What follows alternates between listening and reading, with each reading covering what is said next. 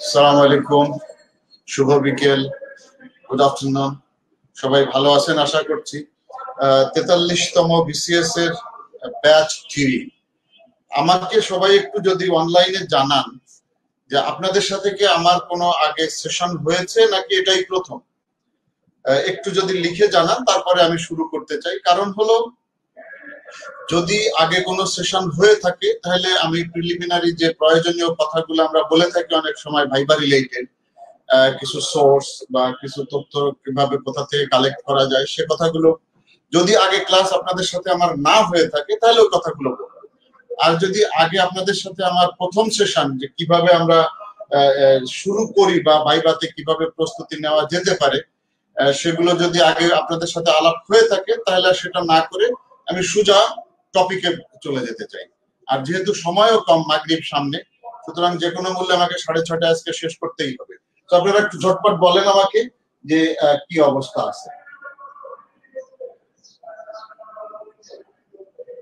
আচ্ছা, মেহেদী হাসান মৃদুল, এইটাই first class. Lecture 1 কবে হইল স্যার? 1 আমি নেই না সাধারণত, 1 হয় না আমি জানি না, 1 ওরা বুঝবে। আমি 2 থেকেই শুরু করি নরমালি। যারা সালাম দিয়েছেন ওয়ালাইকুম সালাম, আপনাদের সাথে আমার প্রথম ক্লাস বোঝা গেল, ঠিক আছে। দেন আমি শুরু করতে পারি। আমরা আজকে শুরু করব ইন্টারন্যাশনাল অ্যাফেয়ার্স এর মার্চ ফরওয়ার্ডের 2 নাম্বার লেকচার দিয়ে। 2 নাম্বার শীট যেটা এশিয়া দিয়ে শুরু, কন্টিনেন্টের এশিয়া মহাদেশ দিয়ে শুরু করব আমরা। আমার সাথে আপনাদের নিশ্চয়ই হয়তো পরিচয় হয়ে থাকবে, যদি নাও হয়। আমি পররাষ্ট্র মন্ত্রণালয়ে মহাপরিচালক হিসাবে কাজ করছি। আমি 1991 এর বিসিএস ফরেন সার্ভিসের অফিসার আমি এটা। আর ছাত্র জীবনে লেখাপড়া করেছিলাম ইঞ্জিনিয়ারিং থেকে, ট্রিপল থেকে, ইলেকট্রিক্যাল এন্ড ইলেকট্রনিক ইঞ্জিনিয়ারিং থেকে পড়াশোনা করেছিলাম। পাশ করে আমি ফার্স্ট হয়েছিলাম ফ্যাকাল্টিতে, এবং অ্যাজ ইউজুয়াল বিশ্ববিদ্যালয়ে শিক্ষকতার জন্য জয়েন করেছিলাম। কিছুদিন শিক্ষকতা করে বিসিএস দিয়ে পররাষ্ট্র মন্ত্রণালয়ে যোগদান করি। এটা আমার পরিচয় মোটামুটি। আর এখন তো আমি ঢাকাতেই আছি। তো আপনাদের সাথে ইনশাআল্লাহ সামনে হয়তো আরো ইন্টারাকশন হবে। সাধারণত যে বিষয়গুলো আমাদের জন্য জরুরি, আপনারা দয়া করে এখন কেউ প্রশ্ন করবেন না, কারণ আমি যখন ক্লাস কথা বলতে থাকি, তখন আমি লেকচার যখন দিতে থাকি বা কথা বলতে থাকি, তখন প্রশ্নের জবাব দেওয়াটা আমার জন্য ডিফিকাল্ট, এই কারণে যে আমি দেখতে পাই না স্ক্রিনটা। এক, দ্বিতীয় হলো আমি ওদিকে কনসেন্ট্রেটও করতে চাই না। কনসেন্ট্রেট করলে হয়তো দেখা যাবে। যেহেতু আমি একটা বিষয়কে নিয়ে আলাপ করতে চাই, সুতরাং সেই বিষয়টাকে আলাপ শেষ হলে তখন আপনাদের এই রিলেটেড যদি কোনো জরুরি প্রশ্নাদি থাকে, সেটা আমরা ইনশাল্লাহ জবাব দেওয়ার চেষ্টা করতে পারি। আজকের বিষয় আমাদের এশিয়া সম্পর্কিত। তার আগে যে আমরা কিভাবে প্রস্তুতি নিতে পারি, সাধারণত আপনারা যেটা করে থাকেন, ম্যাটেরিয়াল যদি বলেন, আমি বাজারের কোন বইয়ের নাম আমার পক্ষে নেওয়া সম্ভব না। সুতরাং বাজারের কোন বই ভালো কোন বই মন্দ, এটা আপনারাই নিজেরা বিচার করে আপনাদের মতন করতেই পারেন। যেটা আমি বলি যে তথ্যগুলো যেভাবে প্রয়োজন যাচাই করা, যে যেখান থেকে আপনারা সবাই, আমি জানি যে উইকিপিডিয়া কনসাল্ট করে থাকেন আপনারা, বাট এটাতে একটা ছোট সমস্যা এখানে রয়ে গেছে উইকিপিডিয়াতে। সেটা হলো যে এটা যে কেউই এডিট করতে পারে, যে কেউই তথ্য ওখানে দিয়ে দিতে পারে, যেহেতু এটা ওপেন। আপনি চাইলে আপনিও উইকিপিডিয়ার ওয়েবসাইটটাকে আপনি এডিট করে দিয়ে দিতে পারেন। সুতরাং এই তথ্যটা সঠিক কিনা, উইকিপিডিয়াতে যে তথ্যটা আছে সেটা সঠিক কিনা, এটা আপনাকে অথেন্টিকেটেড সোর্স থেকে, অথেন্টিক সোর্স থেকে আপনাকে যাচাই করে নিতে হবে। এটা একটা। সাথে আরো কিছু ইম্পর্টেন্ট ওয়েবসাইট আপনারা দেখতে পারেন, যেমন ব্রিটানিকা,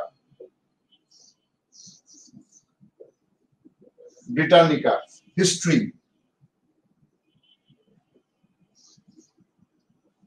britannica.com, history.com। এই ওয়েবসাইট গুলো খারাপ না, তথ্য পাওয়া যায় মোটামুটি। যেহেতু আমাদের প্রিলিমিনারিতে খুব ডিপে যাওয়া প্রয়োজন নাই, মূলত আমাদের তথ্যগুলোকে শেয়ার করা দরকার। সুতরাং এই তথ্যগুলো এখানে বেশিরভাগই পাওয়া যায়। আরো অনেক ওয়েবসাইট আছে যেটা আপনারা পেয়ে যাবেন। নিঃসন্দেহে আমি জানি যে আপনারা বিভিন্ন মার্চ ফরওয়ার্ডের শীট আছে, সেটা ব্যবহার করবেন, অথবা বাজারের যে বইগুলো আছে সেটা আপনারা ব্যবহার করবেন। দেখেন, প্রিলিমিনারি নিঃসন্দেহে এটা একটা ডিফিকাল্ট জায়গা, এই কারণে যে 4 লাখের উপরে ক্যান্ডিডেট থাকে, সেখান থেকে আপনাকে পার হয়ে 20,000-এর ভিতরে চলে আসতে হয়। সো সিরিয়াসলি পড়াশোনা করতে হবে, আমরা জানি। সুতরাং যত বেশি পড়েন তত ভালো। আর আন্তর্জাতিক বিষয়ে বেশিরভাগ ক্ষেত্রে দেখবেন হিস্ট্রি রিলেটেড প্রশ্ন, এবং এর ভিতরে ইউরোপ, আমেরিকা, এশিয়া, এই বেশিরভাগ আমেরিকা, ইউরোপ এবং এশিয়া, এই তিনটা কন্টিনেন্ট থেকে এই প্রশ্ন এসে থাকে। আফ্রিকা থেকে আসে না বলবো না, বাট কম, বা ওশেনিয়া থেকে সেটা আরো কম প্রশ্ন হয়, বাট হতেই পারে যে কোনো সময়। এটা গেল একটা অংশ। দেন আপনার যে চলতি বিষয়াবলী যেগুলো, এগুলোর উপরে প্রশ্ন থাকবেই। সুতরাং চলতি বিষয়াবলী আপনি যদি নিউজ পেপার দেখতে থাকেন, সো এটার তথ্য আপনি সেখান থেকে পেয়ে যাবেন। রেগুলার যদি একটু একটু করে নিউজ পেপার দেখতে থাকেন, সো এই তথ্যগুলো পাওয়া খুব একটা কঠিন হবে না ইনশাআল্লাহ। বাট যেখান থেকেই যে তথ্য পান না কেন, প্লিজ ভেরিফাই করে নেবেন। আর একটা হলো যে আপনার গত 20 বছরের প্রশ্ন যদি আপনি দেখেন প্রিলিমিনারি, তো সাধারণত ওখান থেকে দেখা যায় যে 3-4 নাম্বার ইজিলি আপনি ইন্টারন্যাশনাল অ্যাফেয়ার্স এ পেয়ে যেতে পারেন। সুতরাং সেটাকেও কনসাল্ট করবেন যে কোন ধরনের প্রশ্ন হয়, ওখান থেকে বোঝা যাবে না। আমি জানি আপনারা করছেন, তবু আমি প্রাথমিক হিসাবে বললাম।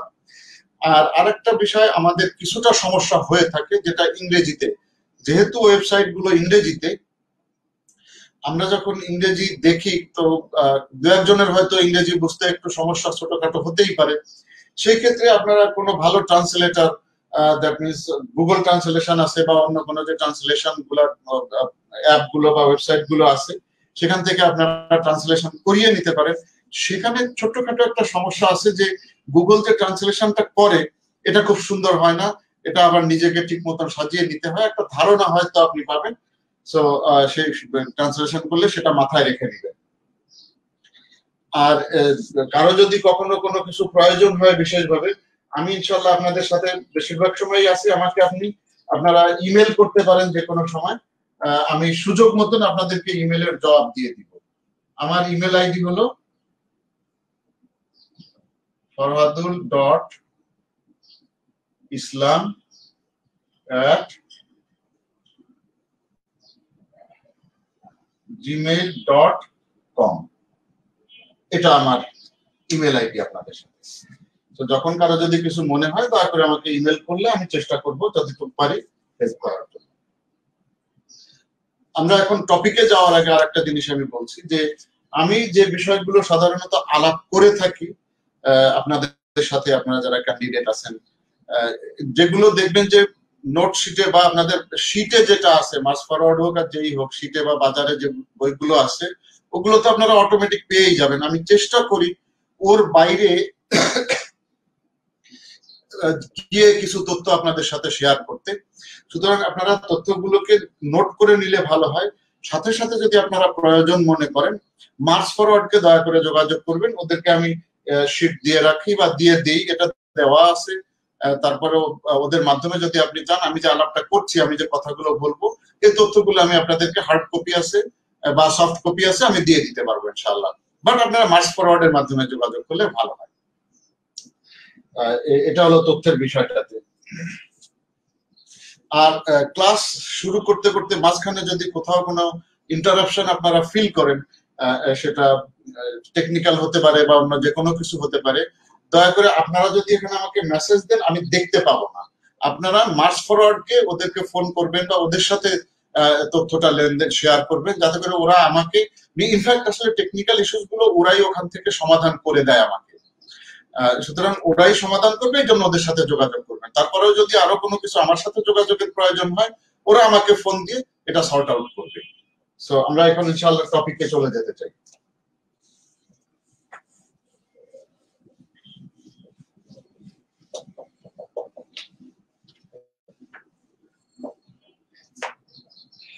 আজকের তথ্য, আজকের হলো আমাদের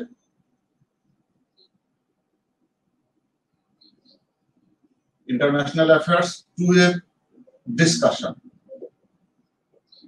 সেশন 2 ডিসকাশনটা আছে।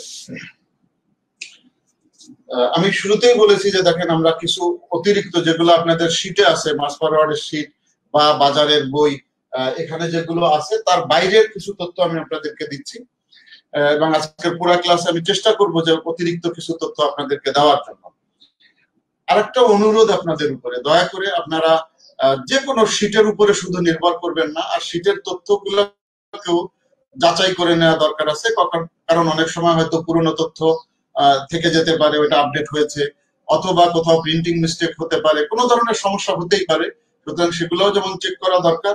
আর শুধুমাত্র আপনারা, আমি জানি এটা, তারপরেও বলার দায়িত্ব হিসেবে বলছি যে আপনারা শুধুমাত্র এই যে সেশনে যে ডিসকাশন আমরা করছি অথবা যে শীট আছে এটার উপরে নির্ভর করবেন না। এর বাইরে আপনারা বাজারে আরো ভালো বই আছে, অনেক আছে, সেগুলোও আপনারা পড়বেন, তাহলে আপনাদের জন্যই ভালো হবে। আদারওয়াইজ যদি আপনারা শুধু লেকচার, ক্লাস লেকচার অথবা শীটের উপরে নির্ভর করেন, তাহলে ভালো করার সম্ভাবনা খুব কম থাকবে আপনাদের। সেটা কোনো অবস্থাতেই অ্যাডভাইজেবল না। এশিয়া, এশিয়ায় কয়টা দেশ কি আছে না আছে এগুলো সব শীটে আছে, আয়তন কত, লোক সংখ্যা কত, সবকিছু শীটে যেহেতু আছে আমি ওগুলোতে যাচ্ছি না, আমি অন্য দিকটাতে চলে আসতে চাচ্ছি। যেমন আমরা বলি যদি সেভেন সিস্টার্স, আমাদের পাশে ভারতের সেভেন সিস্টার্স, ছোট ছোট কিছু তথ্য যদি সাথে আমি শেয়ার করি এটা, তাহলে আপনাদের মনে রাখার সুবিধা হতে পারে। সেভেন সিস্টার্স এর নাম আপনারা জানেন, এটার ছোট্ট ইতিহাস বলি যে সেভেন সিস্টার্স কোথা থেকে উৎপত্তি হলো। ইনফ্যাক্ট এটা জানুয়ারি 1972, জানুয়ারি 1972, এই সময় জ্যোতি প্রসাদ সাক্ষ্য নামে একজন ইন্ডিয়ান সিভিল সার্ভিস অফিসার, উনি আসামে, জ্যোতি প্রসাদ সাক্ষ্য,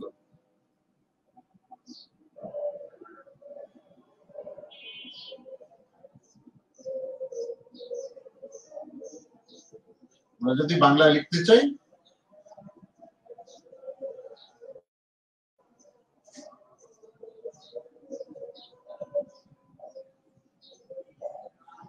জ্যোতি প্রসাদ সাক্ষ্য, উনি Indian ICS officer, Indian civil সার্ভিসের একজন অফিসার আসামে। উনি এই জানুয়ারি 72-এ একটা রেডিওতে, সে সময় ডেফিনেটলি টিভির এত বেশি সুযোগ কম ছিল, উনি একটা রেডিও ইন্টারভিউতে এবং রেডিও টক শোতে কথা বলতে বলতে, যেহেতু এই 7টা জায়গা একটু ভিন্ন টোপোগ্রাফি, ভিন্ন জিওগ্রাফি, ভিন্ন টোপোগ্রাফি, তাদের পাহাড়ি অঞ্চল, মানুষগুলোর জীবন একই ধাঁচের, যেটা মেইনল্যান্ডের থেকে কিছুটা আলাদা। আমাদের দেশে যেমন আমাদের পাহাড়ি অঞ্চলে আমাদের যে ভাই বোন আছে তাদের সাথে আমাদের সমতলের জীবনযাত্রা কিছুটা ভিন্ন থাকেই, জীবনযাত্রা, চেহারা, সংস্কৃতি, এগুলার পার্থক্য কিছুটা থাকে। একইভাবে এই 7টা অঞ্চল, ইনফ্যাক্ট যেটা ইন্ডিয়ার সাথে শিলিগুড়ি দিয়ে মাত্র 22 কিলোমিটার চিকেন নেক বলা হয়, যেহেতু এটা মুরগির গলার মতো মনে হয় দেখতে ম্যাপে, এই জন্য এটাকে চিকেন নেক বলা হয়। 22 কিলোমিটার জায়গা, এটাই শুধু ইন্ডিয়ার সাথে সংযুক্ত, 22 কিলোমিটার রাস্তা। তো এটা দিয়ে মূল ইন্ডিয়ার সাথে আপনার এটা সংযুক্ত আছে শিলিগুড়ি থেকে। সো আমরা জানলাম যে জানুয়ারি 72-এ জ্যোতি প্রসাদ সাক্ষ্য, Indian civil service officer, radio একটা টক শোতে উনি প্রথম এই শব্দটা, এই তাদের অবস্থানগত কারণে বোন হিসাবে, সেভেন সিস্টার হিসাবে উনি উল্লেখ করেন, এবং এরপর থেকে মানুষের মুখে এটা সেভেন সিস্টার হিসাবে চলে আসছে। যেমন গোল্ডেন ট্রায়াঙ্গেল, গোল্ডেন শব্দটার সাথে জড়িত মানেই আপনারা সবাই জানেন যে এগুলো ড্রাগ রিলেটেড,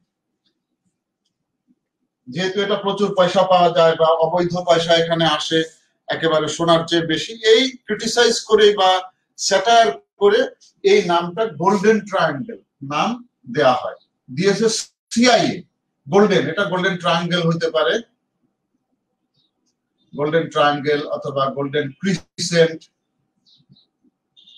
আমাদের বাংলাদেশেও খুব কুষ্টিয়ায় 26টা জেলা আছে যাদেরকে আমরা গোল্ডেন ভিলেজ বলে থাকি, because of this drug, unfortunately. So এই গোল্ডেন ট্রায়াঙ্গেল বা গোল্ডেন ক্রিসেন্ট, এই নামগুলো আমেরিকান সিআইএ এর দেওয়া, এবং এটা স্যাটায়ার হিসাবে দেওয়া। ট্রায়াঙ্গেল কেন বলছি আমরা? ট্রায়াঙ্গেল বলতে আমরা মিয়ানমার, লাওস, থাইল্যান্ড, বা মিয়ানমার, লাওস, ভিয়েতনাম, থাইল্যান্ড, বা লাওস, ভিয়েতনামকে এক করেই দেখা হয়। এটার চেহারাটা যদি আপনি যোগ করেন জিওগ্রাফিক্যালি, মোটামুটি এরকম একটা চেহারা, মোটামুটি এই ধরনের একটা চেহারা আসে, যেটা ট্রায়াঙ্গুলার শেপ। এই কারণেই এটাকে ট্রায়াঙ্গেল, এই জায়গাটাতে যেহেতু এই মাদকের উৎপাদন, বিশেষ করে অপিয়াম, আফিম বা পপি, পপি চাষ খুব বেশি হয়, আর মাদকের একটা, যে হেরোইন বলেন, আফিম বলেন, এগুলোর একটা বড়, এগুলো উৎপাদিত হয় পপির কষ থেকে, পপির নির্যাস থেকে। তো এখানে এটা উৎপাদিত হয়। লাওস, ভিয়েতনাম, লাওস বা ভিয়েতনাম একই জায়গায় নিয়ে আসেন,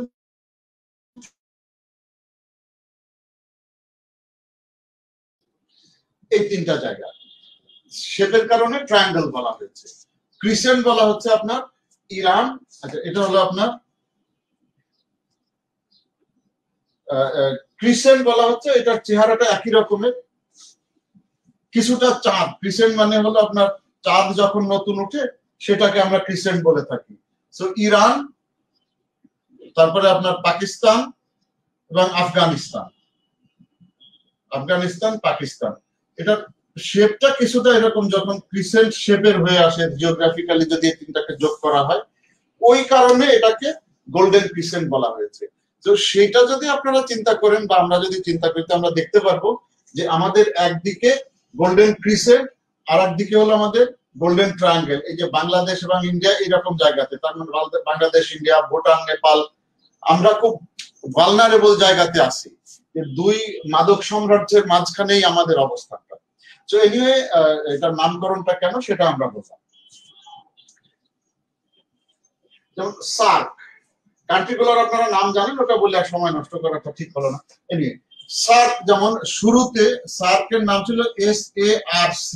যখন প্রপোজাল দেওয়া হয় জিয়াউর রহমানের সময়, বাংলাদেশের প্রেসিডেন্ট তৎকালীন প্রেসিডেন্ট জিয়াউর রহমানের সময়, এটার উদ্যোক্তা স্বপ্নদ্রষ্টা বাংলাদেশ, এবং মূল থিওরি এটা যেটা দিয়েছিলেন সেটা হলো প্রফেসর মোহাম্মদ শামসুল হক, ঢাকা ইউনিভার্সিটির প্রফেসর ছিলেন উনি।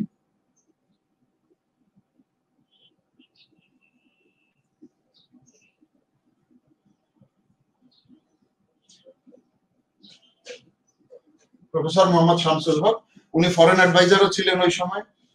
সাউথ এশিয়াতে কোনো ধরনের ফোরাম ছিল না যেখানে সবাই একসাথে বসতে পারে, আলাপ করতে পারে। সো এই চিন্তা থেকে যে এক তো ইন্ডিয়া পাকিস্তানের যে বৈরিতা, এটা এই পুরো রিজিয়নকে সবসময় ক্ষতিগ্রস্ত করেছে, ডেভেলপমেন্টকে বাধাগ্রস্ত করেছে, এখনো করে যাচ্ছে। সম্পর্কের তিক্ততা সবসময় এই দুই দেশের কারণে বেশি হয়ে থাকে। তো সেটাকে কমিয়ে আনা, এবং এই সাউথ এশিয়াতে কোনো ফোরাম এর আগ পর্যন্ত ছিল না, কোনো সংগঠন ছিল না। সুতরাং একটা সংগঠনও থাকা দরকার যেখানে নেতারা একসাথে বিভিন্ন বিষয় বসে আলাপ আলোচনা করতে পারে। এই চিন্তা থেকে প্রথমে, এটা ওনার বুদ্ধি ছিল, ওনার মাথার চিন্তা, ওনার মাথা থেকে চিন্তাটা এসেছিল। জিয়াউর রহমান যেটা পছন্দ করে এবং এটার উপরে পররাষ্ট্র মন্ত্রণালয়, বাংলাদেশ পররাষ্ট্র মন্ত্রণালয় কাজ করা শুরু করে। ফাইনালি এসে 1985 ডিসেম্বরে এটা সামিটটা হয়। 1985 ডিসেম্বরে ঢাকাতে এটা প্রথম সামিট হয়। সামিটের আগ পর্যন্ত এটার নাম ছিল SARC, south Asian regional cooperation. South Asian regional cooperation. যখন সামিট হচ্ছিল ঢাকাতে, ওই সময় ইন্ডিয়ার যিনি প্রেসিডেন্ট ছিলেন তখন জেনারেল জিয়াউল হক, জেনারেল জিয়াউল হক, উনি এখানে একটা প্রপোজাল দিলেন যে ঠিকই আছে, আমরা যদি এটাকে একটা অ্যাসোসিয়েশনে রূপান্তর করি তাহলে আরো ভালো শোনা যেতে পারে। দ্যাট মিনস আরেকটা লাগিয়ে দিলে, south Asian association for regional cooperation.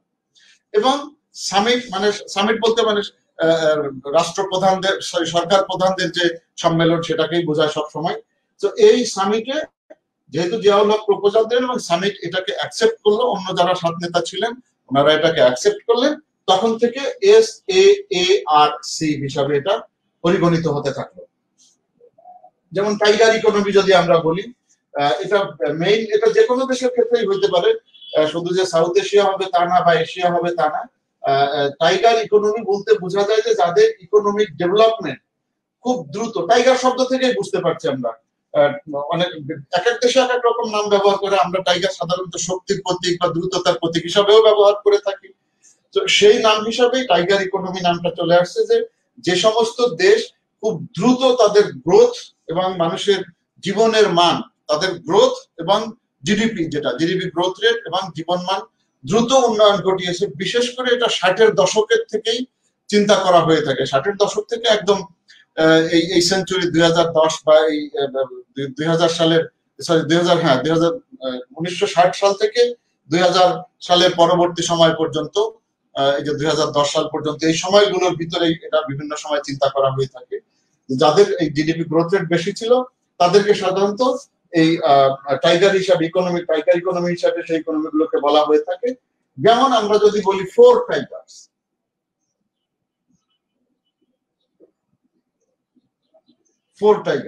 এর ভিতরে দক্ষিণ কোরিয়া চারটা, ফোর মানে চারটা, এবং এটা এশিয়ার দেশগুলো যারা 1960 থেকে শুরু করে 1990 এই সময়ের ভিতরে যাদের GDP growth rate in fact double ডিজিটে পৌঁছে গিয়েছিল,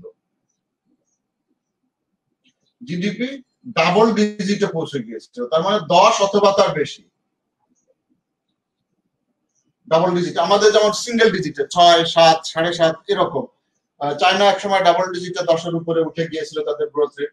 এমনি এই জিডিপি গ্রোথ রেট যাদের এই সময়ের ভিতরে এশিয়ার 4টা দেশ যাদের জিডিপি গ্রোথ রেটের কারণে ওদেরকে নাম দেওয়া হয়েছিল 4 টাইগার্স। এটা হলো সাউথ কোরিয়া, দেখে দক্ষিণ কোরিয়া।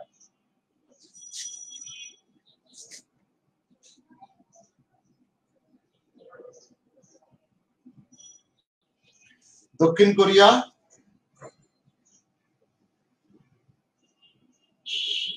Taiwan, Hong Kong, Singapore.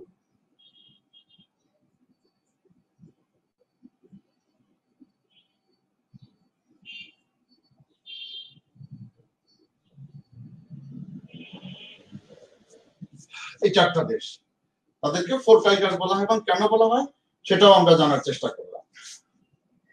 এই একই সময়ে মোটামুটি এই একই সময়গুলোতে আরো কিছু দেশ ছিল যারা এই যে 4 টাইগার্স, এদের যে পদ্ধতি ছিল, এদের যে টুলস ছিল, এদের যে সিস্টেম ছিল অর্থনৈতিক উন্নয়নের, সেই টেকনোলজি বা সেই টুলস গুলো ফলো করা শুরু করে এশিয়ার আরো কিছু দেশ। এবং তারা এত উন্নত না হলেও, মানে ওই সময় ডাবল ডিজিটে না পৌঁছালেও তাদের ইকোনমি অ্যাডভান্স করে ফেলেছিল। এগুলা যেহেতু তারা টাইগার্সদের ফলো করেছিল, এই জন্য এই দেশগুলাকে বলা হয় টাইগার কাব ইকোনমি। টাইগার কাব ইকোনমিস। এর ভিতরে যারা ছিল দেখেন, ইন্দোনেশিয়া, মালয়েশিয়া,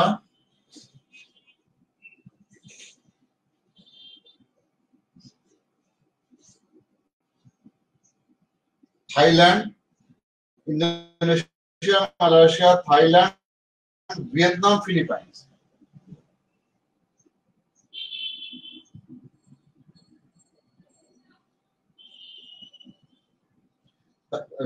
ফিলিপাইন্স দ্বীপ লেখা, ফিলিপাইনের আগে সাধারণত দ্বীপ লেখা হয়। তো এদেরকে টাইগার কাব ইকোনমি বলা হয়, কারণটা আমি বললাম যে কেন এটা বলা হয়। এরপরে আসেন আপনার 6 এশিয়ান ইগলস, যারা 1950 থেকে 90-এ তাদের ইকোনমিক বুমিংটা হয়েছে। আমি মুছে দিই।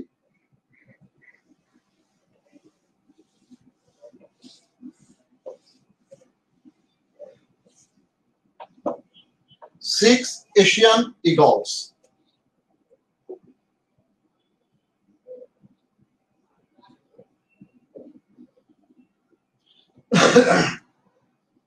ছয়টা দেশ যাদের অর্থনীতি 1950 থেকে 1990 পর্যন্ত সময় বুমিং হয়েছে। এরকম 6টা দেশ। একটা হলো হংকং,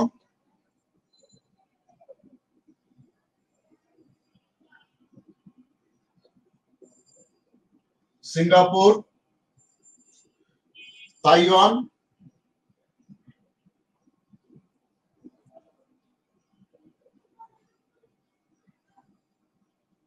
মালয়েশিয়া,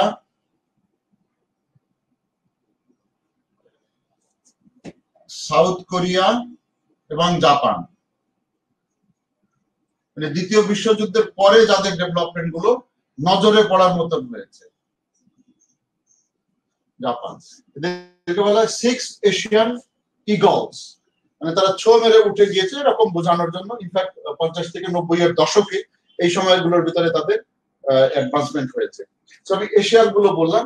একইভাবে দেখবেন যে যেমন উলফ ইকোনমি, এই একই কারণে মঙ্গোলিয়ার ইকোনমি যারা বেড়েছে, এই জন্য মঙ্গোলিয়ার ইকোনমিকে ওই সময়ের জন্য উলফ ইকোনমি বলে।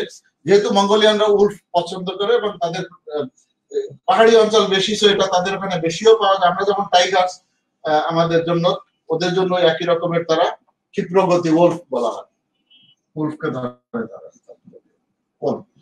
এটা হলো মঙ্গোলিয়ার জন্য, মঙ্গোলিয়ার জন্য। একইভাবে অ্যানাতোলিয়ান টাইগার্স, অ্যানাতোলিয়া নাম থেকেই বুঝতেছেন যে এটা টার্কির একটা জায়গা, টার্কির ইকোনমিকে অ্যানাতোলিয়ান টাইগার। গালফ টাইগার্স, যেমন গালফ টাইগার্স দুবাইকে মিন করা হয়, গালফ টাইগার্স। গালফ টাইগার হলো দুবাই। ইনফ্যাক্ট এটা শুধুমাত্র 1990 এর পরবর্তী সময়ে বুমিংটা বেশি এই গালফ টাইগারের, বিশেষ করে। এরকম আরো অনেক আছে, সেল্টিক টাইগার, তারপরে সেল্টিক অঞ্চলের জন্য, বা বাল্টিক টাইগার বাল্টিক অঞ্চলের জন্য। ইমার্জিং 7 এটা প্রাইস, আপনারা যদি নাম শুনে থাকেন, একটা অর্থনীতির একটা খুব ইম্পর্টেন্ট একটা জায়গা, যেটা প্রতিষ্ঠান, price water house Cooper's. Price water house Cooper's এটা একটা ভালো ম্যাগাজিনও আছে। তারা 7টা দেশকে, এটা শুধু এশিয়া না, ইনফ্যাক্ট বিশ্বের 7টা দেশ যারা তখন ইকোনমিক গ্রুপ বুমিং হচ্ছে, তা এই প্রাইস, আমি লিখে দিই, প্রাইস ওয়াটার হাউস কুপার। এটা আপনার ওয়েবে সার্চ দিলেও পেয়ে যাবেন।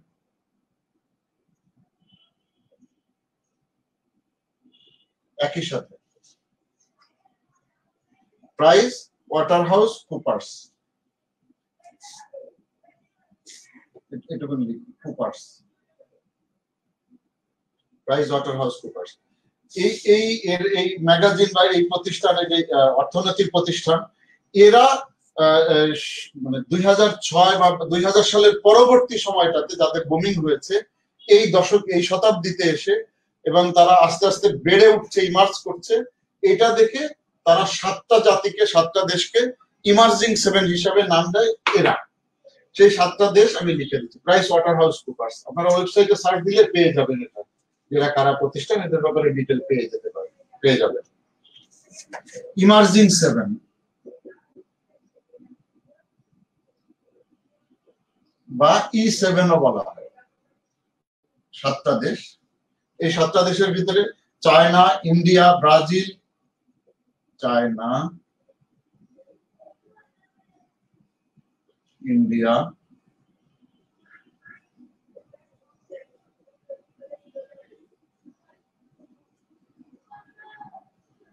মেক্সিকো, ইন্দোনেশিয়া,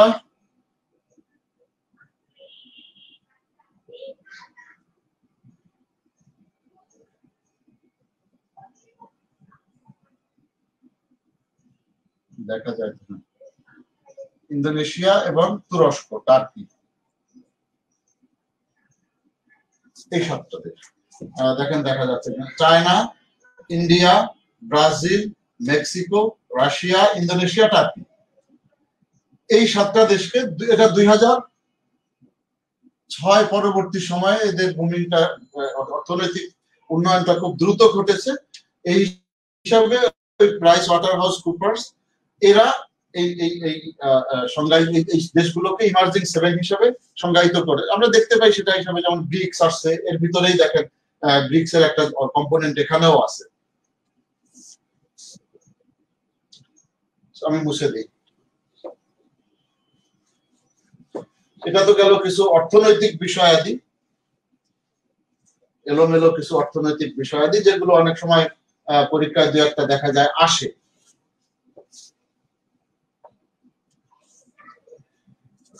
এখন আমরা 2-1টা দেশ নিয়ে ভিন্ন ধর্মীয় আলোচনায় চলে যেতে চাই। সবকিছু একইভাবে আমি আলোচনা করছি না। ইন্ডিয়া নিয়ে আমরা কিছু আলোচনা, ইন্ডিয়া বা চায়না অথবা আপনার সিরিয়া, দেখি আমরা কত দূর যেতে পারি, বা ফিলিস্তিন, ইসরায়েল, এগুলো নিয়ে আমরা কত দূর আলাপ, সময় কত দূর পাই, আমরা একটু দেখতে চেষ্টা করি।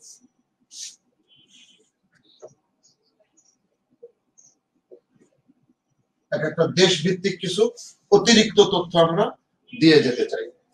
ইন্ডিয়ার মটো কি?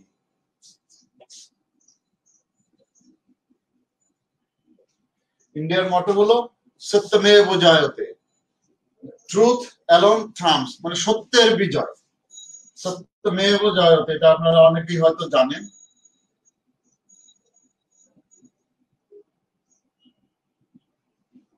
সত্যমেব জয়তে, এটা দেখা যাচ্ছে।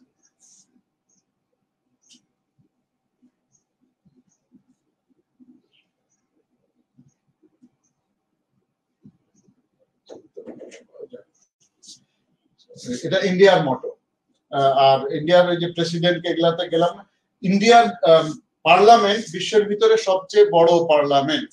এক হলো যে ভারত পৃথিবীর ভিতরে সবচেয়ে বড় গণতান্ত্রিক দেশ, সাথে সাথে পৃথিবীর ভিতরে সবচেয়ে বড় পার্লামেন্ট ইন্ডিয়াতে, ভারতে, যেখানে আপনার লোকসভা এবং রাজ্যসভা দুইটা কক্ষ আছে।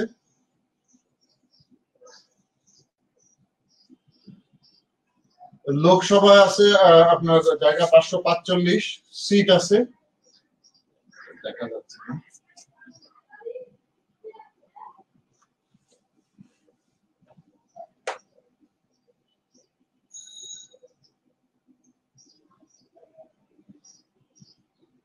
লোকসভায় 545টা সিট এবং রাজ্যসভায় আছে 245টা।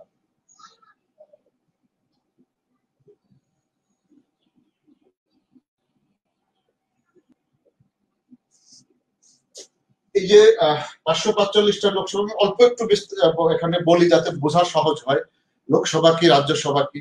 ভারতে বাইক্যামেরাল হিসাবে এটা হলো কেন্দ্রীয় সরকারের, আবার প্রত্যেক রাজ্যে কিন্তু সবারই নিজস্ব ইয়ে রয়ে গেছে আপনার পার্লামেন্ট, প্রত্যেকের নিজস্ব পার্লামেন্ট প্রত্যেক রাজ্যে রয়ে গেছে। যেমন পশ্চিমবঙ্গের পার্লামেন্টে আপনার এপ্রিল মাসের 1 তারিখে বোধহয় নির্বাচন আছে। সো কেন্দ্রে যেটা আছে সেটা হলো লোকসভা এবং রাজ্যসভা। লোকসভায় 545টা সিট আছে, যার ভিতরে 543টা 543 নির্বাচন হয় সারা দেশব্যাপী। এমপি নির্বাচিত হয়ে থাকেন এখান থেকে, এবং এই সারা ভারতে লোক সংখ্যার অনুপাতে সিট ভাগ করে করে দেওয়া আছে, কোন রাজ্যে কতটা পড়ছে এটা ভাগ করা আছে। এই 543 জন নির্বাচিত হয়, 2 জন রিজার্ভ থাকে। এইটা প্রেসিডেন্ট যিনি থাকে উনি এই 2 জনকে সিলেকশন দেন একটা পদ্ধতি মেনটেন করে, সেটা হলো এই 2 জন হতে হবে অ্যাংলো ইন্ডিয়ান ব্রিটিশ ইন্ডিয়ান সোজা। যদি এরকম যথেষ্ট সংখ্যায় ব্রিটিশ ইন্ডিয়ান পার্লামেন্টে না, এটা তাদের পার্লামেন্টে তারা যখন 1950 সালে করেছে তখন ঠিক করেই নিয়েছে। অ্যাংলো ইন্ডিয়ান 2 জন রিজার্ভ থাকবে, যেটা প্রেসিডেন্ট মনোনয়ন দিয়ে তাদেরকে এখানে নিয়ে আসতে পারবেন এই লোকসভায়। এবং এটার ভোটার হলো সাধারণ জনগণ। প্রতি 5 বছর পর পর এটার জন্য ভোট হয়ে থাকে এবং এটার মাধ্যমে প্রধানমন্ত্রী নির্বাচিত হয়ে থাকেন, যেমন নরেন্দ্র মোদী এখন আছেন, বিজেপির নরেন্দ্র মোদী। এটা হলো আপনার লোকসভা, সাধারণ মানুষের ভোটের ভিতর দিয়ে সারা দেশে নির্বাচন হয়, তারপরে সেটা এমপিরা নির্বাচিত হয়ে আসে আমাদের দেশের মতোই। রাজ্যসভাটা একটা আপার কক্ষ, ভারতীয় পার্লামেন্টের আপার কক্ষ। এইখানে একটা বিষয় রয়ে গেছে যে এইখানকার ভোটার কিন্তু সাধারণ মানুষ না। আর এখানে যে 245টা সিট রয়ে গেছে এটাও জনসংখ্যার অনুপাতেই ভাগাভাগি হয়, কিন্তু দেখেন যে এই 245 থেকে 12টা সিট রিজার্ভ থাকে প্রেসিডেন্টের হাতে। উনি বিশিষ্ট সাহিত্যিক, নাট্যকার বা এই ধরনের এলিট কাউকে এই 12 জনের জন্য মনোনয়ন দেন। বাকি যে 233টা সিট আছে এটা নির্বাচনের মাধ্যমে আসে, কিন্তু এই নির্বাচনটা সাধারণ নির্বাচন নয়। এই নির্বাচনটা আচ্ছা, লোকসভার সদস্য নির্বাচিত হয় 5 বছরের জন্য এবং 5 বছর পরে এটা খালি হয়ে যায়, আবার নতুন করে 545 জন ওখানে নির্বাচিত হয়ে আসে। কিন্তু রাজ্যসভা কখনো খালি হয় না, কারণ রাজ্যসভার সদস্যরা নির্বাচিত হন 6 বছরের জন্য, এবং প্রতি 2 বছর অন্তর অন্তর, এভরি 2 ইয়ার্স, মানে সেকেন্ড ইয়ার যখন আমরা বলি 2 ইয়ার্সে 1/3 পরিবর্তন হতে থাকে। এই যে 245 জন আছে তার প্রতি 1/3, আমেরিকার মতন যদি আমরা বলি, আমেরিকার সিনেট যেমন 6 বছরের জন্য নির্বাচিত হয় এবং প্রতি 2 বছর পর পর 1/3 পরিবর্তন করতে থাকে। এই জন্যই রাজ্যসভা কখনো খালি হয় না। যখনই ইলেকশন হয় তখন তো 1/3 পরিবর্তন হয়, বাকি 2/3 তো ওখানে থেকেই যায়। বাট লোকসভায় তো একসাথে সবাই যায়, একসাথে সবাই ফিরে চলে আসে, 5 বছর পরে তাদের মেয়াদকাল শেষ হয়ে যায় বলে খালি হয়ে যায় ওটা, লোকসভা খালি হয়ে যায়। এখন এই যে অন থার্ড এদেরকে ভোট দেয় সাধারণত প্রত্যেক রাজ্যের যে পার্লামেন্ট আছে তারা এখানে ভোট দিয়ে থাকে। তাদের যে ভিতরে যে লোকাল এমপি যারা আছে, যেমন কলকাতা যদি ধরেন, আমাদের যে প্রতিবেশী রাজ্য পশ্চিমবঙ্গের রাজধানী কলকাতায় যে আঞ্চলিক যে রিজিয়নাল বা রাজ্যের যে সংসদ আছে, সেই সংসদে যে কয়জন মনোনীত সদস্য আছেন বা সেই সংসদে যে কয়জন এমপি নির্বাচিত হয়ে গিয়েছেন, ইনারা ভোট দিয়ে প্রত্যেক রাজ্যের জন্য ঠিক করে দেওয়া আছে যে কতজন কোন রাজ্যে কতজন আপনার এই রাজ্যসভার মেম্বার পাবে, কোন রাজ্যে কতজন রাজ্যসভার মেম্বার পাবে। রাজ্যগুলো প্রত্যেকটা স্টেট তাদের পার্লামেন্টে ভোটাভুটির মাধ্যমে এই লোকজনদেরকে, সে ধরেন ওয়েস্ট বেঙ্গলের জন্য 29টা পদ আছে রাজ্যসভায়।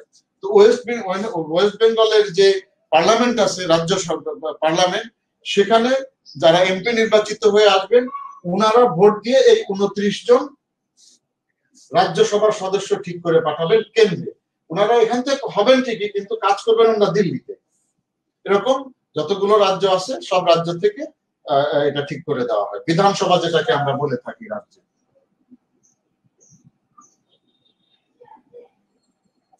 এই বিধানসভার সদস্যরাই রাজ্যসভার সদস্যদের ভোটার গুলো বিধানসভার সদস্য।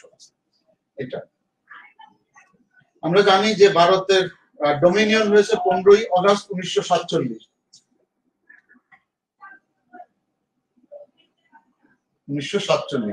কিন্তু রিপাবলিক ডে বলা হয় 26 জানুয়ারি 1950, রিপাবলিক ডে।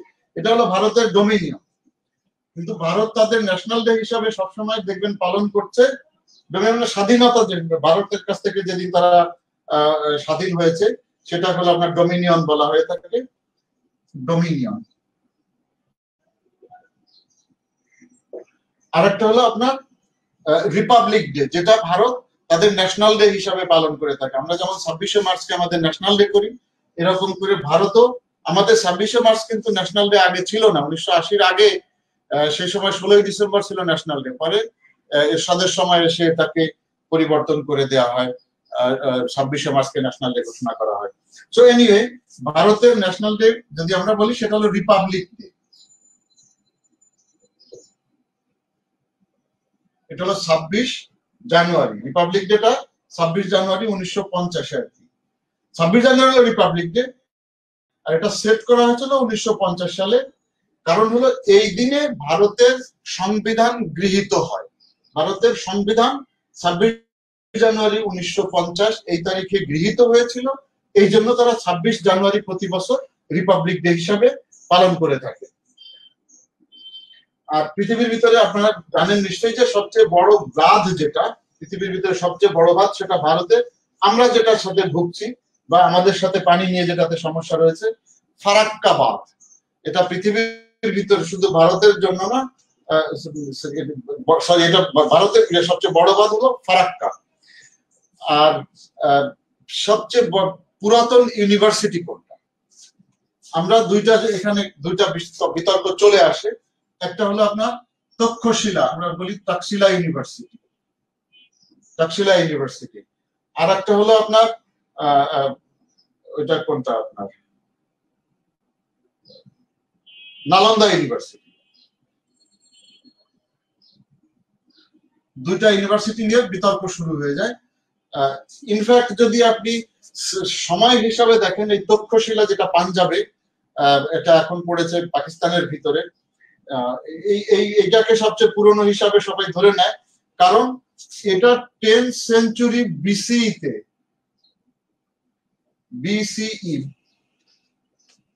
খ্রিস্টপূর্ব 10ম শতাব্দীতে এটা বিসিই মানে হলো আপনার, এখন আপনারা জানেন যে আগে আমরা যেটা লিখতাম এডি এবং বিসি দিয়ে লিখতাম, এটাকে এখন লেখা হয়, এটা অ্যানো ডোমিনি, এটা ছিল বিফোর দ্য ক্রাইস্ট, এখন লেখা হয় এটা সিই এবং বিসিই, এইভাবে লেখা হয় কমন হিসাবে।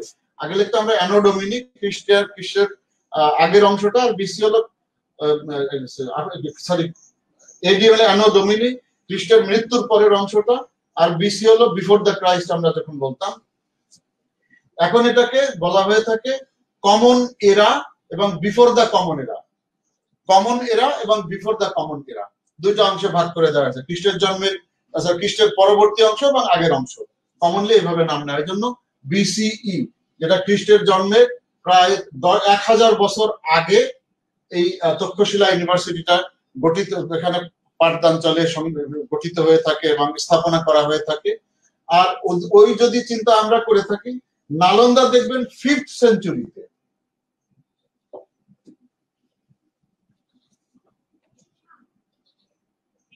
5th সেঞ্চুরি, এবং এটা সিইতে, তার মানে 1500 বছরের পার্থক্য। এটা হলো আজ থেকে 1500 বছর আগে, যেহেতু এখন 2000 সাল যদি ধরি, এটা 1500 বছর আগে। আর এটা হলো আপনার 3000 বছর আগে, 3000 বছর আগে। সেই চিন্তা করলে টাকশিলা পুরনো ইউনিভার্সিটি এবং নালন্দা সেই হিসাবে সবচেয়ে পুরনো নয়, কিন্তু বই খাতাপত্র সব জায়গায় দেখবেন নালন্দা দেয়া আছে যে নালন্দা পুরনো বিশ্ববিদ্যালয়। এটা একদিকে সত্য, কারণটা হলো টাকশিলা যে ইউনিভার্সিটি বা তক্ষশিলা বিশ্ববিদ্যালয় যেটা ছিল পাঞ্জাবে, এখনো সেই জায়গাটা খুঁড়ে তারা উঠিয়েছে বৌদ্ধদের করা। তো এইটাতে আসলে ওই ধরনের কোন সার্টিফিকেট ওখানে শিক্ষা দেওয়া হতো। যেমন আমরা যার চাণক্য যদি বলি, কৌটিল্য বা চাণক্য, উনিও কিন্তু তক্ষশিলা বিশ্ববিদ্যালয়ের ছাত্রও ছিলেন, শিক্ষকও ছিলেন খ্রিস্টপূর্ব 3য় 4র্থ শতাব্দীতে। কিন্তু তক্ষশিলাতে যেটা হতো যে ওখানে এরকম বিশ্ববিদ্যালয় বা শিক্ষা প্রতিষ্ঠানে যে ফর্মালি কিছু করা হয়, সিলেবাস থাকে, ক্লাসরুম থাকে, শিক্ষকরা ফর্মাল ক্লাস নেয়, পরীক্ষা হয়, সার্টিফিকেট দেওয়া হয়, এই পদ্ধতিটা এই তক্ষশিলাতে ছিল না। ওখানে ছোট ছোট কুটির কুটির ঘর ঘর ছিল, যার এক এক ওস্তাদের কাছে এক একজন যাইতো, পড়তো, চলে আসতো। এই ধরনের বিষয় ছিল, যেখানে ফর্মাল ছিল না। এই কারণে এটাকে আমরা বিশ্ববিদ্যালয় বলেও গুনছি না ওই কারণে। এবং নালন্দাতে এটা ফর্মালি থাকে, সেখানে স্টুডেন্টদের যে ক্লাসরুম, শিক্ষকদের ডরমিটরি বা শিক্ষকদের থাকার জায়গা, ছাত্রদের থাকার জায়গা, পরীক্ষা নেওয়া, সার্টিফিকেট দেওয়া বিভিন্ন সাবজেক্টের উপরে, এইটা নালন্দা এখনো আছে, পাঞ্জাবে বিশ্ববিদ্যালয়টা এখনো আছে। এইটা যেহেতু যদিও আপনার ওই তক্ষশিলা বিশ্ববিদ্যালয়ের 1500 বছর পরে, কিন্তু ফর্মালি সবকিছু এখানে বিশ্ববিদ্যালয়ে একটা যা যা থাকা উচিত একটা মডার্ন বিশ্ববিদ্যালয় সবই ছিল। এই কারণে এই বিশ্ববিদ্যালয় যখন আমরা বলি, তখন নালন্দাকেই প্রথম হিসাবে দেখানো হয়। একটা জিনিস আপনারা দেখবেন, যখন প্রশ্ন করা হয়, এটা প্রশ্ন হয় অনেক সময়, তখন এই দুইটা বিশ্ববিদ্যালয় একসাথেই, যিনি প্রশ্ন সেট করেন উনি খুব বুদ্ধিমান মানুষ, একসাথে দুইটা বিশ্ববিদ্যালয়কে দেয়া হয় না, যাতে করে ওই বিতর্কটা না আসে সাধারণত। তো কারণটা আমরা দেখলাম। ভারতের প্রথম কলেজ যদি আমরা বলি, সেটা কলকাতার ফোর্ট উইলিয়াম কলেজ। প্রথম কলেজ, ভারতের প্রথম কলেজ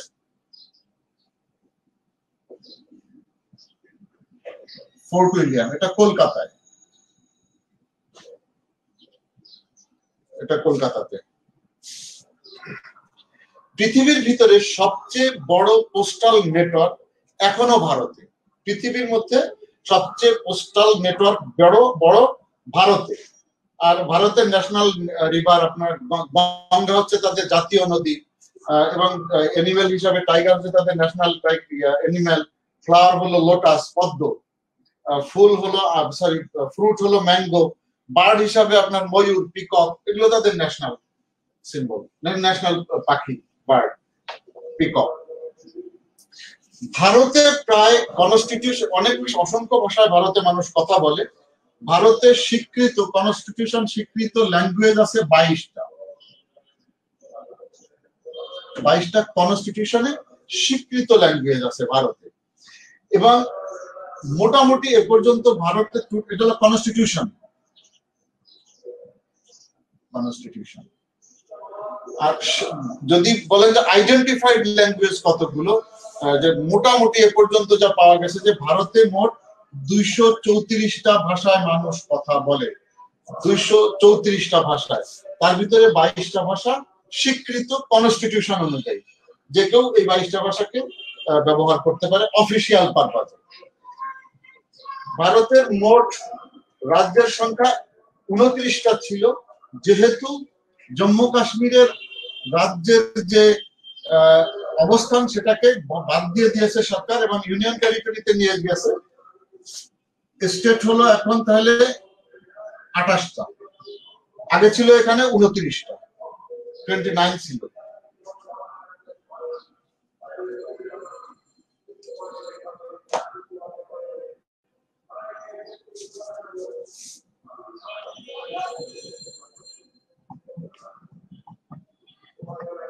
ওইদিকে দেখা যাচ্ছে 29টা ছিল আগে।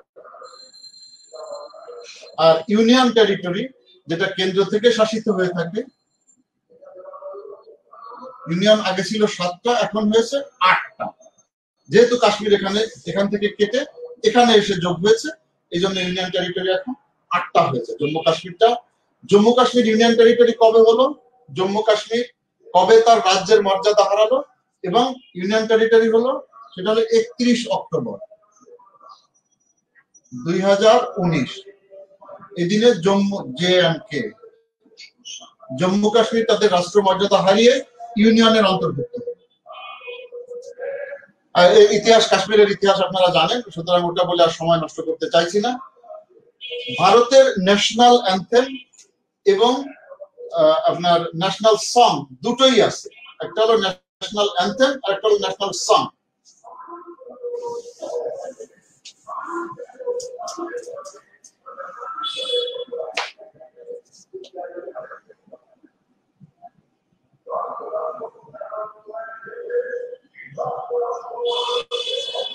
ন্যাশনাল অ্যান্থেম আমরা জানি যে রবীন্দ্রনাথ ঠাকুরের জনগণমন অধিনায়ক ভারত ভাগ্য বিধাতা, এটা হলো রবীন্দ্রনাথের লেখা ন্যাশনাল অ্যান্থেম।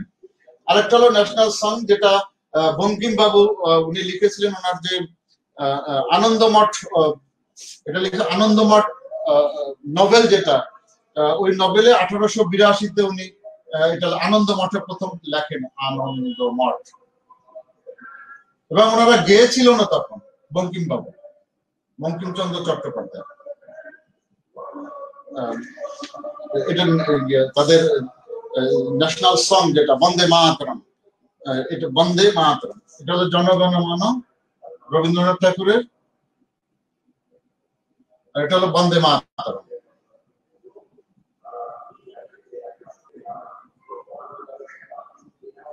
বন্দে মাতরম এবং এই দুটোই তাদের সংবিধানে স্বীকৃত। দুটোই যেদিন সংবিধান সংগৃহীত হয়েছে তাদের পার্লামেন্ট তার 2 দিন আগে এই দুটোকে অ্যাপ্রুভ করেছে, করে সংবিধানের অংশ হিসেবে তাদের কাছে নিয়ে আসা হয়েছে এই দুটোকে। সংবিধান যে আমরা বলছি কোনটা পার্লামেন্টে, মানে ভারতের কনস্টিটিউশন যদি অ্যাডপ্টেড হয় 26 জানুয়ারি, তার 2 দিন আগে এই গান দুটো ভারতের পার্লামেন্ট এটাকে অ্যাডপ্ট করেছে। তার মানে 24 জানুয়ারি, এই দুটোই 24 জানুয়ারি 1950, এই দিনে দুটোকেই পার্লামেন্ট অ্যাডপ্ট করে। আবারও বলি, একটা হলো ন্যাশনাল অ্যান্থেম জনগণমন, যেটা রবীন্দ্রনাথ ঠাকুরের লেখা, আর ন্যাশনাল সং যদি বলি সেটা হলো বন্দে মাতরম, বঙ্কিমচন্দ্র চট্টোপাধ্যায় তার নোবেল আনন্দমঠ 1882, সেটাতে উনি লিখেছেন। ওই সময়টা গাওয়াও হয়েছিল, বঙ্কিমবাবু বেঁচে থাকতেই এটা গাওয়া হয়েছিল। হাইয়েস্ট ক্রিকেট গ্রাউন্ড হলো ছালি, হিমাচল প্রদেশে, পাহাড়ের উপরে cricket ground, highest cricket ground, সর্বোচ্চ ক্রিকেটের মাঠ যেখানে, হিমাচল প্রদেশের জায়গাটার নাম ছালি। যারা ক্রিকেট প্রেমী তারা জানেন নিশ্চয়ই এটা। সরি, হিমালয় তো না, দ্যাট মিনস আপনার হিমাচল প্রদেশে আর কি, হিমালয়ের উপরে, সেটা ঠিক আছে, হিমাচল প্রদেশে। এবং এটার হাইট হলো 2444 মিটার, 2444 মিটার সি লেভেল থেকে এত অ্যালটিটিউডে এটা আছে। ইনফ্যাক্ট এটা বিশ্বের সবচেয়ে হাইয়েস্ট, মানে পিকের টপের দিকে হাইয়েস্ট ক্রিকেট গ্রাউন্ড এটা। ছোট ছোট দু একটা মজাদার বিষয় আমরা যদি জানতে চাই, যে পাই, যারা সায়েন্সের ছাত্র আছেন তারা জানেন, যারা অন্য যারা আছেন তারাও জানবেন। পাই যেটা, পাই এর মান 3.14 dot dot dot dot dot দিয়ে অনন্তকাল চলতে থাকে। এইটার যে ক্যালকুলেশন, এই যে মানটা বের করে, এটাও ইন্ডিয়ান একজন ভদ্রলোক, ওনার নাম ছিল বোধায়ান।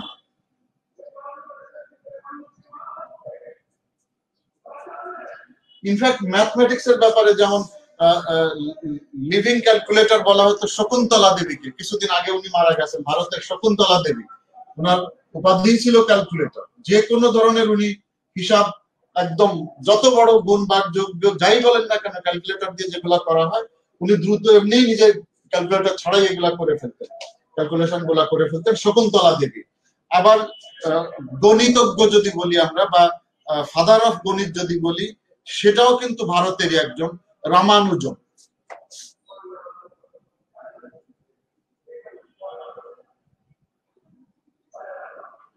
রামানুজন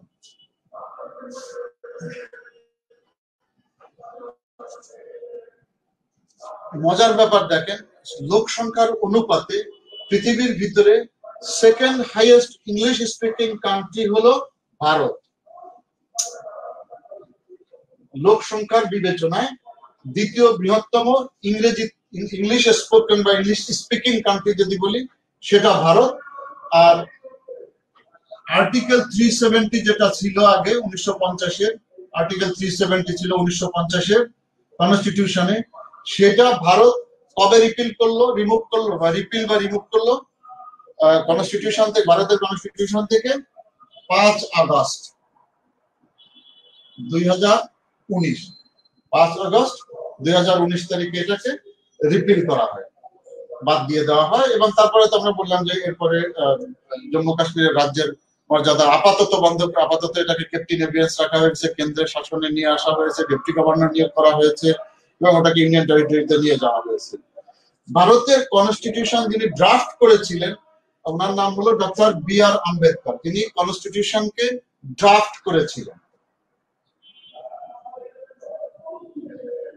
ডক্টর বি আর আম্বেদকর।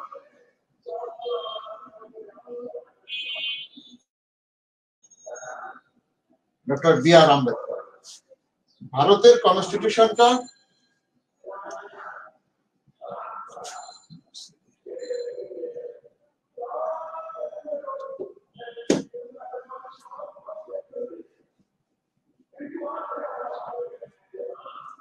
আমরা বলেছি যে 26 জানুয়ারি 1950-এ এটা ইফেক্টিভ হয়েছে ভারতে। 26 জানুয়ারি 1950 থেকে এটা ইফেক্টিভ হয়েছে।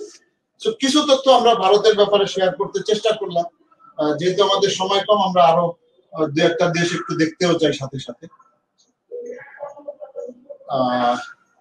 ভারত তো দেখলাম আমরা।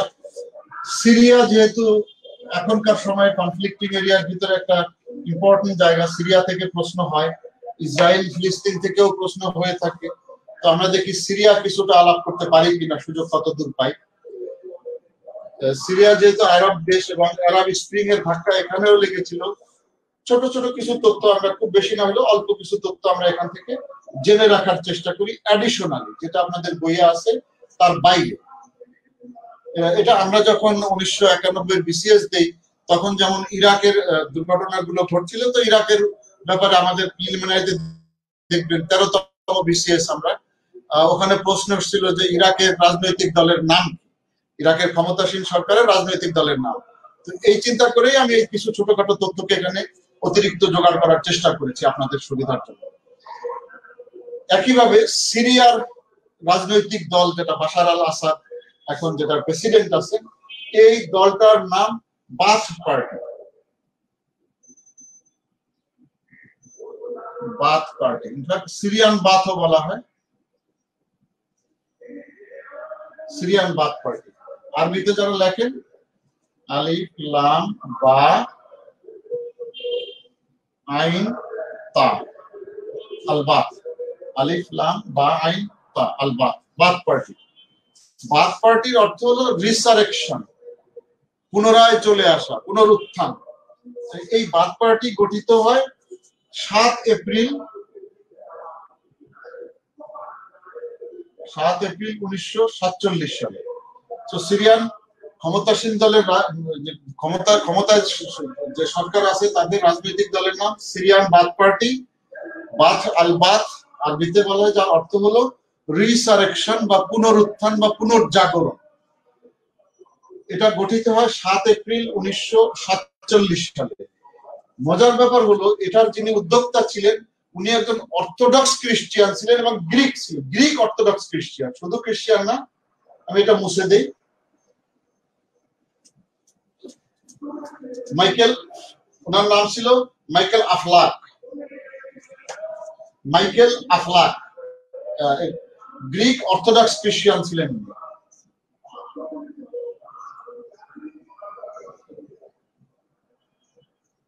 মাইকেল আফলাক, ওনার সাথে আরো 2-4 জন ছিল, যেমন সালাউদ্দিন আল বিতাব, জাকি আরশোজি, আকরাম হাওরানি, এনারা সাথে ছিলেন। এবার মূল উদ্যোক্তা ছিলেন মাইকেল আফলাক। এই দলের যে আইডিওলজি, বাথ পার্টির যে আইডিওলজি, সেটা হলো আপনার প্যান আরাবিজম। আমি লিখে দিই,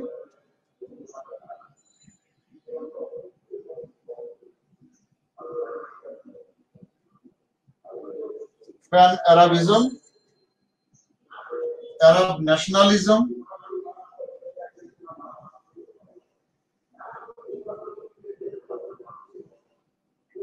আরব ন্যাশনালিজম, আরব সোশিয়ালিজম,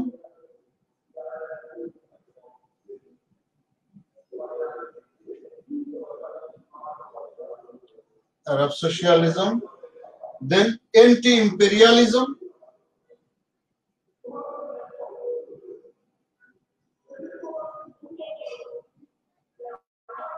আর anti-Zionism।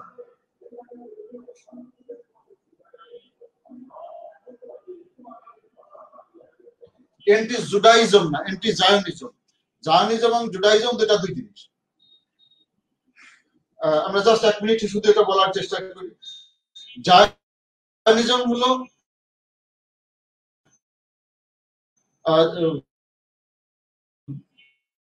ইহুদিবাদ মনে রেখে সন্ত্রাসবাদ হলো জায়নিজম। জুডাইজম হলো ধর্ম বা একটা গোষ্ঠী, এথনিক গোষ্ঠী বলতে পারেন, যিনি জুডার বংশধর। আমরা একটু পরে যখন ইসরায়েল আলোচনা করি তখন আমরা দেখবো জুডাকে কিভাবে, তখন আমরা ছোটখাটো আলোচনা করবো। যাই হোক, জুডাইজমটা হলো রিলিজিয়ান, জায়নিজমটা হলো আপনার মানে সন্ত্রাসবাদ। জায়নিজম, এই 5টা ছিল তাদের মূল মন্ত্র বা আইডিওলজি।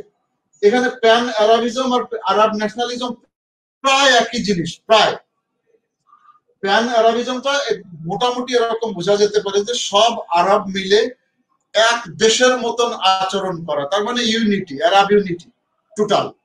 আর আরব ন্যাশনালিজম সেটা হলো যে প্রত্যেক আরবরা তাদের যে নিজস্ব কৃষ্টি কালচার আছে, তাদের যে জাতীয়তাবাদ আমরা যদি বলি, যেমন আমরা বাঙালি, আর জাতি হিসাবে আমরা যদি এথনিক গোষ্ঠী হিসাবে বাঙালি, জাতীয়তা যদি বলি তাহলে বাংলাদেশি। তো আমাদের নিজস্ব ভাষা আছে, নিজস্ব কৃষ্টি আছে, নিজস্ব কালচার, সবকিছু আমাদের নিজস্ব আছে। আরবদেরও সেই ন্যাশনালিজম বা জাতীয়তাবাদ। আরব সোশ্যালিজম, যেটা তখনকার সময়ের জন্য তারা রাশিয়া অথবা চীনের যে মাও সেতুং এর যে সোশ্যালিজম, সেটা এক ধরনের। আবার রাশিয়ায় লেনিন যে মার্ক্সবাদী যে ইয়ে নিয়ে আসছিলেন, সোশ্যালিজম নিয়ে আসছিলেন উনি, সেটা আবার অন্য ধরনের সোশ্যালিজম। দুই ধরনের সোশ্যালিজম। এই মাইকেল আফলাকের যে বাথ পার্টি, সেটা বলছে যে এটা আমরা রাশিয়াও না, 1917 থেকে যেটা শুরু হলো, রাশিয়াও না বা চাইনিজও না, আমরা আরবদের মতন করে, যেখানে আরব সোসাইটিতে যে সোশ্যালিজমটা কাজে লাগবে, যেখানে পুঁজিবাদ এবং মনোরঞ্জন বা লোকতন্ত্রবাদ সবকিছু মিলে একটা নতুন ধরনের, ওই দুইটা থেকে ভিন্ন কিছু হবে, সেটা হলো আরব সোশ্যালিজম। এন্টি ইম্পেরিয়ালিজম, যে কোনো রাজা থাকতে পারবে না। আনফরচুনেট দেখেন, এটা কিন্তু এখন যদিও ওখানে প্রেসিডেন্ট বলা আছে, এন্টি ইম্পেরিয়ালিজম মানে গণতন্ত্র। ইনফ্যাক্ট যদি আমরা সরাসরি কোনোভাবে চিন্তা বলতে চাই, সেটা গণতন্ত্রের মতন আমরা বলতে পারি। আনফরচুনেটলি ওখানে বাশার আল আসাদের বাবা যখন ক্ষমতায় ছিলেন, হাফেজ আল আসাদ, তখন থেকে আর কখনো গণতন্ত্রের মুখ এখানে ওই দেশের মানুষ দেখতে পায় নাই। গণতন্ত্রের নামে ওখানে ইম্পেরিয়ালিজমই চলছে, নাম শুধু প্রেসিডেন্ট, কিন্তু বংশ পরম্পরায় হাফেজ আল আসাদ, তার ছেলে এখন বাশার আল আসাদ, হয়তোবা এখন চেষ্টা করবে বাশার আল আসাদের ছেলে থাকলে, রানিয়া এবং বাশার আল আসাদ এই কাপলের যে ছেলে থাকবে, হয়তো সেই আবার প্রেসিডেন্ট নাম নিয়ে এই ইম্পেরিয়ালিজমের ভিতরেই চলে আসবে। যাই হোক, এটা আর একটা হলো এন্টি জায়নিজম, যে এই ইহুদিবাদের উপরে ভিত্তি করে যে সন্ত্রাসবাদ, এই সন্ত্রাসবাদের বিরুদ্ধে তারা থাকবে। এই 5টা আইডিওলজি তাদের ছিল বাথ পার্টি। এবং বর্তমানে হাফেজ আল আসাদ যিনি আছেন, সরি বাশার আল আসাদ, উনি এই পার্টির একজন সদস্য।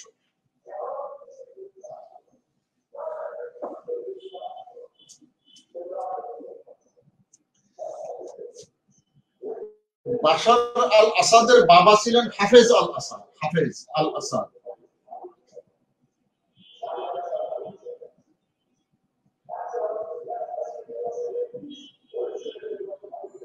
শিয়া।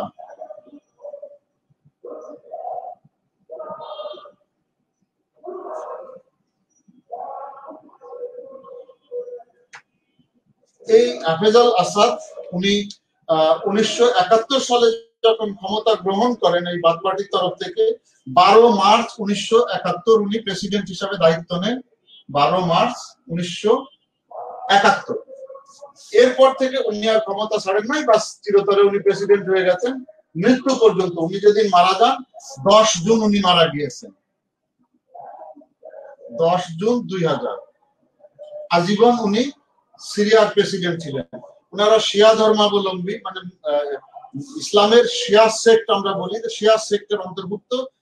এবং এই শিয়ার ভিতরে আবার তাদের যে বর্ণ আমরা বলি, যেমন আমরা সুন্নি, সুন্নির ভিতরে আবার ভাগাভাগি আছে, যেটা শাফেঈ, মালিকি, হাম্বলি ইত্যাদি ইত্যাদি, হানাফি। তো এই ধরনের ওনারা শিয়ার ভিতরে আলাবি শিয়া। দ্যাট মিনস এটা এই জন্য ওনারা ব্যবহার করেন, আলাবি মানে আলী থেকে যারা এসেছে, হযরত আলী রাদিয়াল্লাহু তাআলা থেকে যারা এসেছেন ওনাদেরকে বলা হয় আলাবি শিয়া।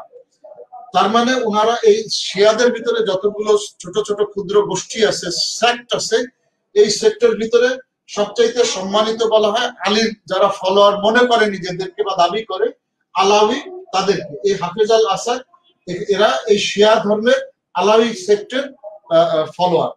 এবং সিরিয়ার বেশিরভাগ মানুষই, খুব কম মানুষ আছে শিয়া ধর্মী, বেশিরভাগ শিয়া মতাবলম্বী, বেশিরভাগ মানুষই, মেজরিটি মানুষই সুন্নি মতাবলম্বী। এবং ইসলামের যতগুলো ইম্পর্টেন্ট জায়গা, ইভেন আপনি দেখেন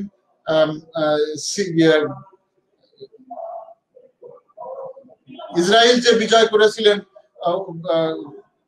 সালাউদ্দিন আইয়ুবী, উনিও কিন্তু এখানে, উনিও সুন্নি ছিলেন, কিন্তু উনিও সিরিয়াতে, এবং সিরিয়াতে অনেক বড় বড় ইসলামের মনীষীদের অবস্থা, সাহাবীদের থেকে শুরু করে বড় বড় মনীষীদের অবস্থান ওখানে, ধর্মের চর্চা ওখানে, জ্ঞান ওখানে। সো ইসলাম ধর্মকে যদি আমরা সামনে আনি, তাহলেও সিরিয়া খুব ধর্মীয় ভাবে ইম্পর্টেন্ট একটা জায়গা। বিভিন্ন জায়গায় এই বিষয়গুলো এসেছে। এবং প্রফেট যখন বিজনেস করতে যেতেন তখন সিরিয়ার ওদিকে বিজনেস করতে যেতেন। এনিওয়ে, সো হাফেজ আল আসাদ উনি 12 মার্চ 1971 থেকে 10 জুন 2000 পর্যন্ত, মানে মৃত্যু পর্যন্ত উনি ক্ষমতায় ছিলেন। তার মানে ইম্পেরিয়ালিজমই চলেছে, যদিও তার পার্টির মূল তথ্য বা আইডিওলজি হলো এন্টি ইম্পেরিয়ালিজম। বাবার মৃত্যুর পরে সাথে সাথে আবার এই হাফেজ আল আসাদের ছেলে বাশার আল আসাদ সাথে সাথে উনি ক্ষমতা নেন নাই, শোক টোক কিছু পালন করেছেন আর কি। বাশার আল আসাদ উনি দায়িত্ব গ্রহণ করেন 17 জুলাই 2000 প্রেসিডেন্ট হিসাবে উনি বিজয় লাভ করেন, আমরা বলবো অফিসিয়ালি বিজয় লাভ করেন। সো যেহেতু ইলেকশন হয়েছে, উনি প্রেসিডেন্ট হিসাবে নির্বাচিত হয়েছেন বাথ পার্টির ক্যান্ডিডেট হিসাবে। সো উনি এখনো আছেন। 2021 সাল, 21 বছর হয়ে গেল, প্রায় 20 বছর 6 মাস, এখনো উনি মোটামুটি সিরিয়ার ক্ষমতায় আছেন। সুতরাং ওনারা ভালোই এন্টি ইম্পেরিয়ালিজম ফলো করছেন। এনিওয়ে, সো আফসার যখন এটা আপনার আরব স্প্রিং, যদিও স্প্রিং শব্দটা এটা মিডিয়া তৈরি, তো আরব আমরা আফসার যদি বলি, উত্থান, যেটাকে আরব স্প্রিং বলা হচ্ছে, এইটার ঢেউ তিউনিসিয়া থেকে শুরু হয়েছিল। আপনারা জানেন যে বাওয়াজিজি, মোহাম্মদ বাওয়াজিজি নামের একটা ইয়াং ছেলে, ইউনিভার্সিটি পাশ করা বেচারা, কাজ যেহেতু নাই, মানুষ খেতেও পায় না, ওখানকার প্রেসিডেন্ট ছিলেন জয়নাল আবেদিন বিন আলী। জয়নাল আবেদিন বিন খুব স্মার্ট মানুষ, আমার দেখা করার সুযোগ হয়েছে ওনার সাথে কোনো এক অকেশনে। সো এনিওয়ে, সেখানেও একই ধরনের গণতন্ত্রের নামে রাজতন্ত্রই ছিল, কারণ ৯৯ ভাগ ভোট সবসময় ওনার দল পেত এবং উনি প্রেসিডেন্ট হইতেন যতদিন বেঁচে ছিলেন। মানুষ না খেয়ে মরতো, খুবই অভাবের ভিতরে ছিল, মরুভূমির দেশ, বড় বড় অংশ মরুভূমি, ন্যাচারাল রিসোর্স অত বেশি নাই মানুষ। যাই হোক, সবাই ইউনিভার্সিটি পাশ করে এসেও কাজ না পেয়ে এই মোহাম্মদ বাওয়াজি যে বিশাল ফ্যামিলি, তার বাবার বোধহয় ১২-১৩ জন সব মিলে পরিবারের সদস্য, বেচারা ওই যে আমাদের দেশের রাস্তায় যেমন ঠেলাতে করে সবজি বিক্রি করে, ও বেচারা সেরকমই করতো, ঠেলাতে বিক্রি করতো, এবং পুলিশ ওকে ধরে নিয়ে গিয়ে হিউমিলেট করে এবং তার ঠেলাটা ভেঙে ফেলে। কারণ ওই ঠেলার জন্য সরকারকে পয়সা দেওয়া হয় নাই কেন, লাইসেন্স নেওয়া হয় নাই কেন, গরিব মানুষ, তার মুখে রুটি রুজি নাই, তারপরেও যেহেতু সরকারি আইন, এই বেচারা লাইসেন্স না নিয়ে গুলি করেছে। তো এই কারণে পুলিশ তাকে অপমানিত করে, তার ঠেলা ভেঙে ফেলে। এবং এরা যেহেতু ইউনিভার্সিটি পাস করা ছেলে, কোনো কাজও নাই, এটাও তার ভেঙে ফেলেছে, সর্বশেষ সম্বল, টাকাও নাই যার একটা গড়ে নিবে। ক্ষোভে নিজের কষ্টে থানার সামনে গিয়ে তিউনিসে নিজের গায়ে নিজে আগুন ধরিয়ে দেয়। সেখান থেকে আপনারা জানেন যে সেখান থেকে আরব বসন্তের সূচনা, এবং পুরো আরবে মোটামুটি একটা ধাক্কা দিয়েছে। যদিও কতটুকুন সফল পার্সেন্টেজ হিসাব করলে সেটা বিচারের দাবি, আমরা পরবর্তীতে দেখবো, এটা এখন না, যদি প্রয়োজন হয় রিটার্নের সময় তখন আমরা দেখতে পাবো। যাই হোক, এই আরব বসন্তের ধাক্কা বা আফসার্জ, যদি বলে আফসার্জ বা আপরাইজ, যাই বলেন, আরব বসন্ত, আফসার্জ, আপরাইজ, এটা তিউনিসিয়া থেকে সিরিয়া পর্যন্ত আসতে আসতে কিছু সময় লেগেছে। ডিসেম্বরে শুরু হয়েছিল তিউনিসিয়াতে, ডিসেম্বর ২০১০। এটা ১৫ মার্চ ২০১১-তে সিরিয়াতে এই ঢেউটা লাগে, আফসার্জের ঢেউটা লাগে। এবং তখন কিছু গ্রাজুয়ালি এখানে কিছু মানে কারেকশন উনি বা দেশের ভিতরে কিছু পরিবর্তন উনি আনার চেষ্টা করছিলেন, but that was not sufficient definitely. সাধারণ মানুষ না খেয়ে মরছিল, সেদিকে ভ্রুক্ষেপ নাই, ফসল হচ্ছে না, শুধু উনি ওনার দলীয়, এটা অনেক বড় কাহিনী। তো ১৫ মার্চ ২০১১-তে এই আফসার্জটা শুরু হয়। এটার বিরুদ্ধে যখন আস্তে আস্তে এই আফসার্জ যেটা বা আরব বসন্তের যে ধাক্কাটা, এটা জনরোষে রূপ নেয় এবং সিভিল ওয়ারে পরিণত হয়। এই সিভিল ওয়ার যখন পরিণত হয়, নতুন সরকার ওখানে গঠন করা হয়, কোয়ালিশন সরকার এবং গভর্নমেন্ট ইন এক্সাইল। আমরা যেমন আমাদের গভর্নমেন্ট ইন এক্সাইল মুজিবনগরে তৈরি করা হয়, এবং ৮ নম্বর থিয়েটার রোডে তাদের দপ্তর ছিল। ১০ এপ্রিল এবং ১৭ এপ্রিলে এটা ওথ নিয়ে থাকে। একই রকম ভাবে তাদেরও গভর্নমেন্ট একটা তৈরি হয়েছে, গভর্নমেন্ট ইন এক্সাইল সিরিয়াতে। সেটার নাম হলো সিরিয়ান ন্যাশনাল কোয়ালিশন, এসএনসি বলা হয়।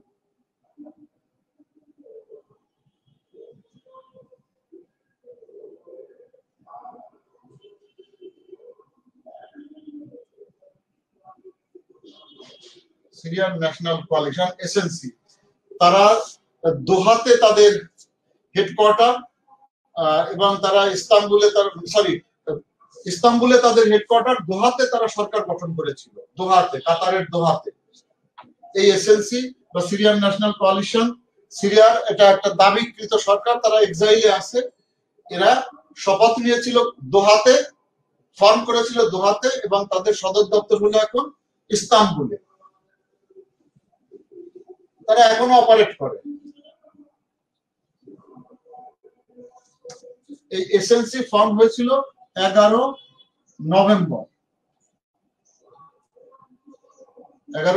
২০১২-তে দোহায়, কাতারের রাজধানী দোহাতে, এবং এদের সদর দপ্তর হলো ইস্তাম্বুলে।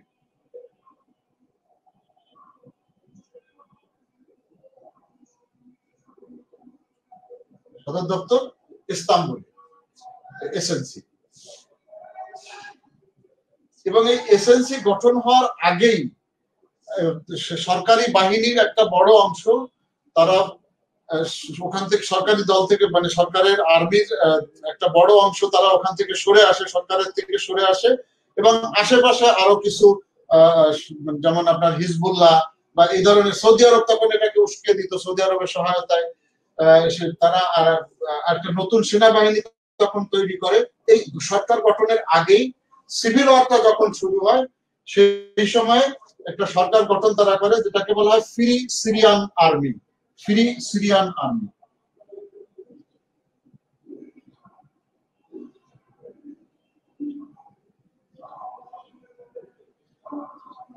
সিরিয়াকে এই আসাদ ফ্যামিলির কবল থেকে বের করে আনতে, গণতন্ত্রের সুবাতাস বইয়ে দিতে, মানুষের কাছে সেবা নিয়ে আসার প্রত্যয়ে সিরিয়াকে স্বাধীন করার নামে আসাদ ফ্যামিলি বা বাথ পার্টির হাত থেকে সিরিয়াকে ফ্রি করার জন্য এই ফ্রি সিরিয়ান আর্মি গঠিত হয় 29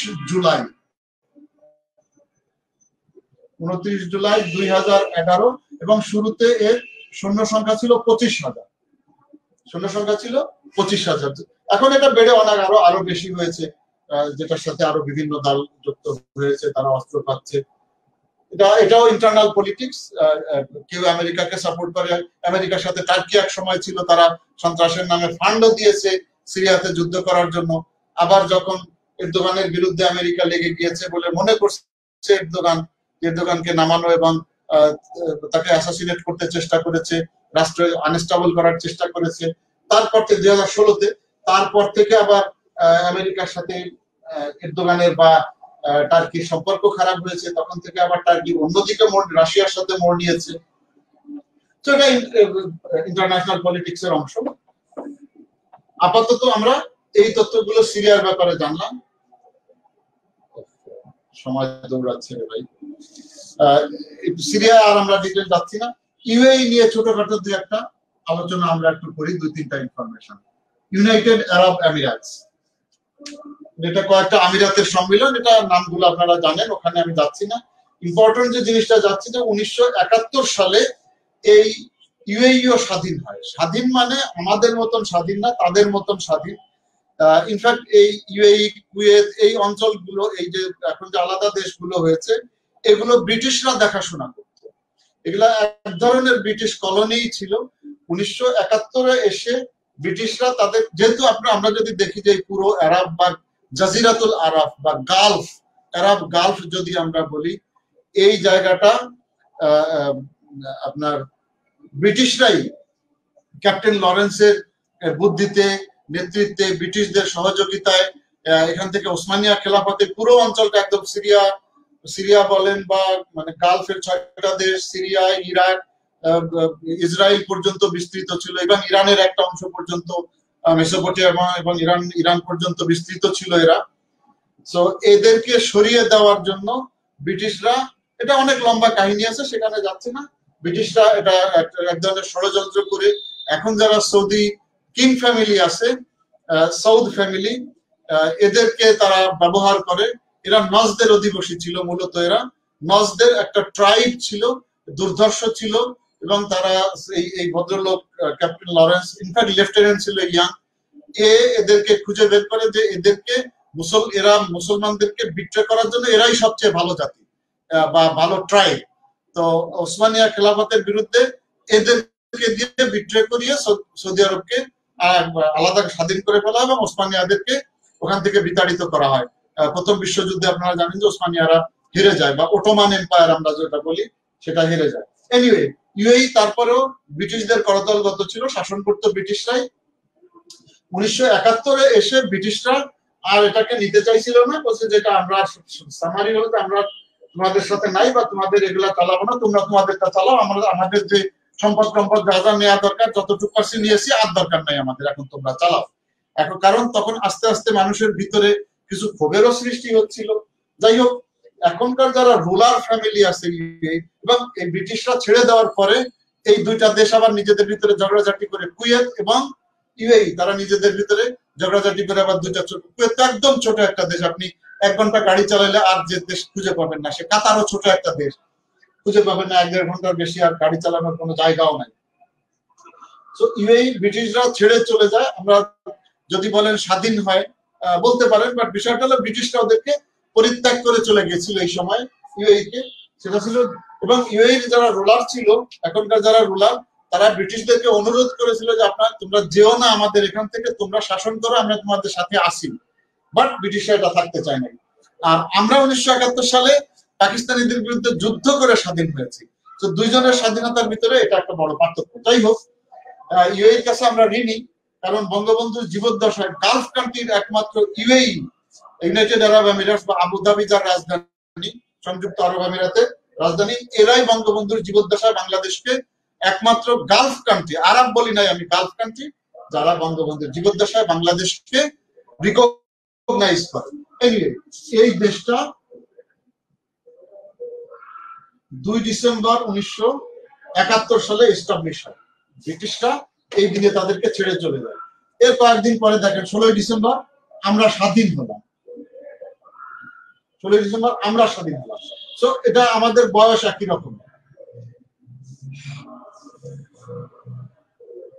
ইউএই বাংলাদেশকে যদি রিকগনাইজ করে, সেটা হলো আপনার বঙ্গবন্ধুর জীবদ্দশা আমি বলেছি যে 10 মার্চ 1974, 10 মার্চ 1974, এবং বাংলাদেশ এম্বাসি ওখানে সাথে সাথেই খুলে ফেলা হয়।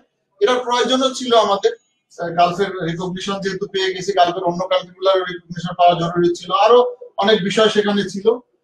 10 মার্চ তারিখে আমাদেরকে রিকগনাইজ করে, আপনারা ডেটটা জানেন নিশ্চয়ই, রিকগনাইজ করে, এবং বাংলাদেশের দূতাবাস খোলা হয় 23 মার্চ। ইউএইতে 1974 সালের 23 মার্চ বাংলাদেশের দূতাবাস খোলা হয়। বঙ্গবন্ধু এই 1974 সালে ইউএই ভিজিট করেন, সেটা ছিল 18 ডিসেম্বর 1974। জাতির জনক বঙ্গবন্ধু ইউএই, তার মানে প্রথম কোন গালফ কান্ট্রি ভিজিট করলেন 1974 সালের 18 ডিসেম্বর। এই কটা তথ্য আপাতত আমাদের জন্য জরুরি ইউএই ব্যাপারে। ইউএই এই তারিখে এস্টাবলিশ হয়,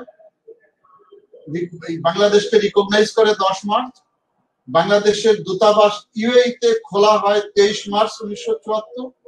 জাতির জনক 18 ডিসেম্বর 1974 ইউএই সরকারিভাবে সফর করে। আপনারা বঙ্গবন্ধু সম্পর্কিত যদি কোনো তথ্য ভেরিফাই করতে চান বা খুঁজতে চান, তাহলে একটা এই যে জাতির জনকের যে জন্ম শতবার্ষিকী উপলক্ষে একটা ওয়েবসাইট খোলা হয়েছে এটা সরকারের, সেখান থেকে আপনারা তথ্যগুলো দেখতেও পারেন বা যাচাই করেও নিতে পারেন। যে তথ্য ওয়েবসাইটটা হলো mujib100.gov.bd, mujib100.gov.bd। এই ওয়েবসাইটে বঙ্গবন্ধুর সম্পর্কে অনেক তথ্যই এখানে দেওয়া আছে, আপনারা প্রয়োজনীয় তথ্যগুলো এখান থেকে নিয়ে নিতে পারেন। 6টা তো বেজেই যাচ্ছে রে ভাই। তাহলে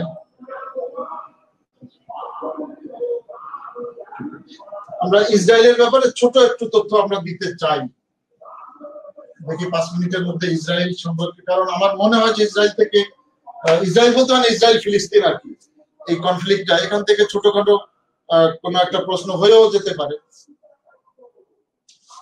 বেশ কিছু জিনিস আমি বাদ দিয়ে যাই, শুধু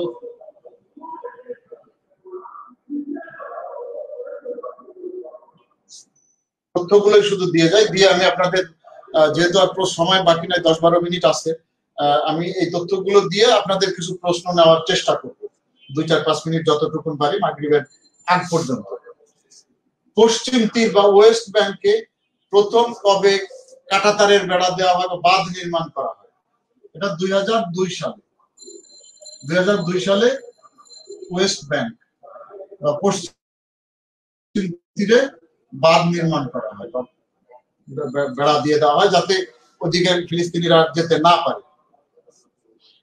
প্যালেস্টাইন অবজারভার কবে? প্যালেস্টাইন এখনো জাতিসংঘের সদস্য দেশ না, বাট অবজারভারের মর্যাদা তাকে দেওয়া হয়েছে। সেটা কবে দেওয়া হয়েছে? 29 নভেম্বর 2012 এই দিনে ফিলিস্তিনকে অবজারভারের মর্যাদা দেওয়া হয়েছে। অবজারভার, জাতিসংঘে অবজারভারের মর্যাদা সে পেয়েছে। আর জেরুজালেমকে কবে ইসরায়েলিরা রাজধানী ঘোষণা করবে?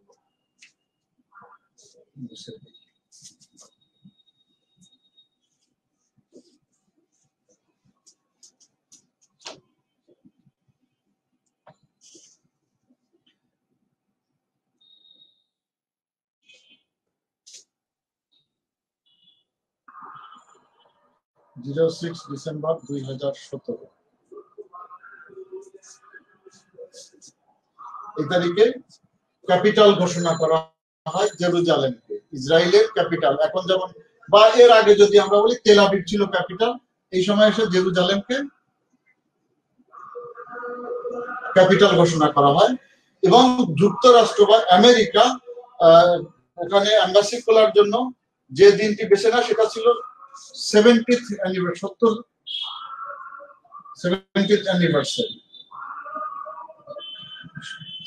Anniversary of Israel.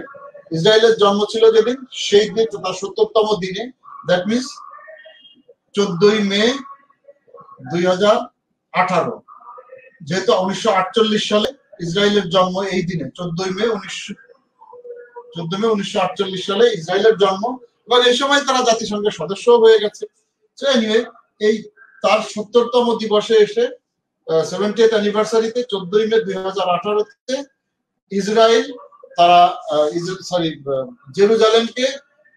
জেরুজালেমকে USA capital হিসাবে গণ্য করে, ইসরায়েলের ক্যাপিটাল হিসাবে গণ্য করে ওখানে দূতাবাস খোলার সিদ্ধান্ত নেয় বা দূতাবাস খোলা শুরু করে এই যে 70তম অ্যানিভার্সারিতে।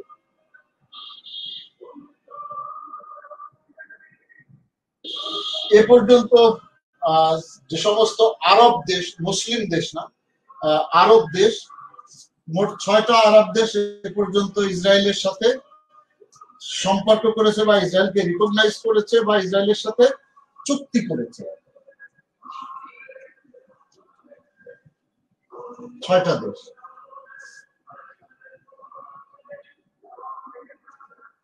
সবচেয়ে প্রথম আমরা সিনাই পর্বত নিয়ে, সিনাই যখন ফিলিস্তিনিরা দখল করে নিয়ে যায়, তারপরে সবচেয়ে প্রথম আনোয়ার সাদাতের সময়, এটা 26 মার্চ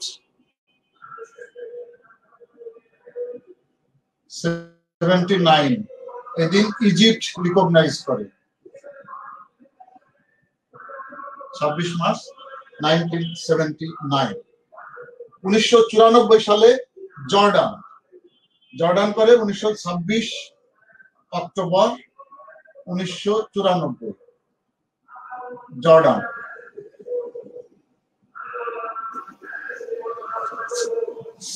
তিন আর চার আপনারা জানেন যে ইউএই এবং বাহরাইন তারা যে চুক্তি সই করে, এই যে চুক্তিটা ইউএই এবং বাহরাইন সই করেছে, এই চুক্তিটার নাম ছিল আব্রাহামিক অ্যাকর্ড। আমি ডেটগুলো দিয়ে দিচ্ছি, আপনারা জানেন। তারপরে আব্রাহামিক অ্যাকর্ড, যেটা ওয়াশিংটনে ট্রাম্পের নেতৃত্বে এবং মধ্যস্থতায় সই হয়েছিল, এবং এই চুক্তিতে ট্রাম্পও সই করেছিলেন। আব্রাহামিক অ্যাকর্ড, এটা সই হলো ওয়াশিংটনে, হোয়াইট হাউসে ওয়াশিংটনে, যেটা নেতানিয়াহু এবং এই দেশের পররাষ্ট্রমন্ত্রীরা ছিলেন। 15 সেপ্টেম্বর 2020।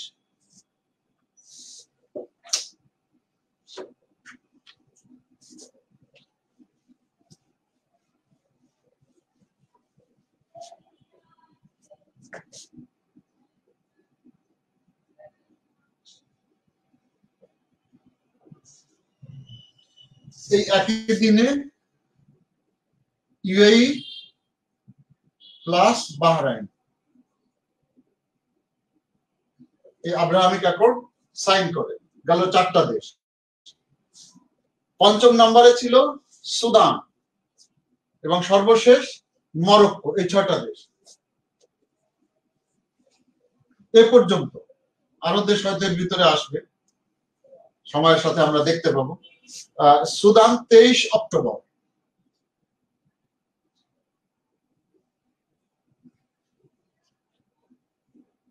এই দিনে সুদান। এ পর্যন্ত সর্বশেষ হলো মরক্কো 10 ডিসেম্বর।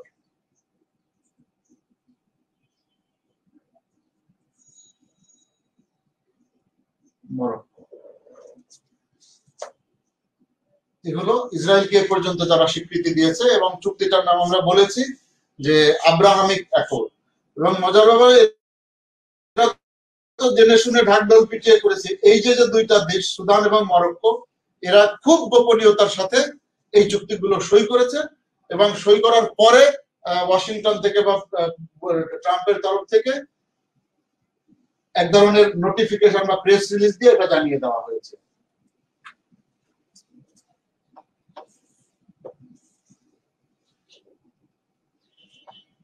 জারেড কুশনার, যিনি প্রধান উপদেষ্টা ছিলেন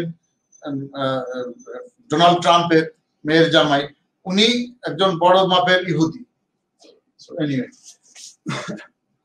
সরি, আর তো সময় নেই, 5:55 বেজে গেছে। আমি দেখি আপনাদের দু একটা প্রশ্ন নিতে চেষ্টা করি।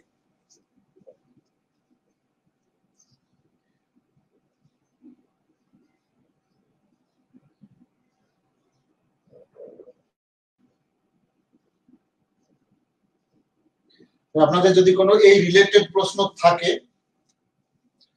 তাহলে আপনারা প্রশ্ন করতে পারেন। আমি 5 মিনিট সময় এখনো আছে, মাগরিবের 5-7 মিনিট আছে, আমি জবাব দেওয়ার চেষ্টা করতে পারি।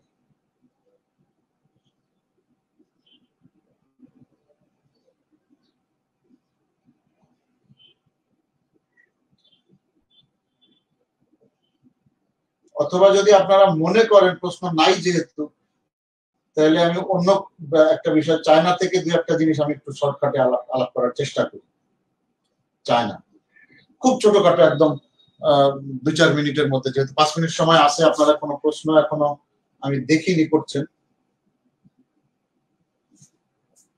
আচ্ছা, একজনের সাথী আক্তার মিম, স্যার পিডিএফ কই পাবো? পিডিএফটা পাবেন আপনি কোথায়? এটা আমি বলছি যে শুরুতেই বলেছিলাম যে আপনারা মার্স ফরওয়ার্ডের সাথে যোগাযোগ করেন। যেহেতু আমার শীটটা তাদের কাছে দেওয়া আছে, পিডিএফ ফর্মেই দেওয়া আছে, সুতরাং তাদের কাছ থেকেই যদি আপনারা নেন সবচেয়ে ভালো হয়। তারপরেও দেখেন ওনারা কি বলে। ওনারা যদি বলে আমাকে দিতে, আমিও আপনাদেরকে আলাদা করে দিতে পারবো, কিন্তু আমি দিতে গেলে সবাইকে একটা একটা করে দিতে হবে। বেস্ট হলো, আর যেহেতু এটা ওনাদের বিষয়, ওনাদের কাছ থেকে নেওয়াটাকেই আমি সেফ মনে করছি আপনাদের।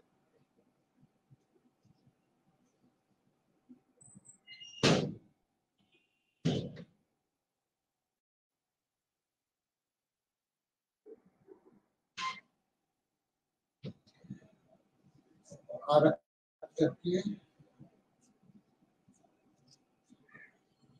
ইসরায়েল ফিলিস্তিন যুদ্ধ, ভাই হাসিবুল হাসান হাবিব, ইসরায়েল ফিলিস্তিনের যে প্রথম যুদ্ধ, প্রথম আরব ইসরায়েল যুদ্ধ যদি আমরা বলি, সেটা হলো আপনার 15 মে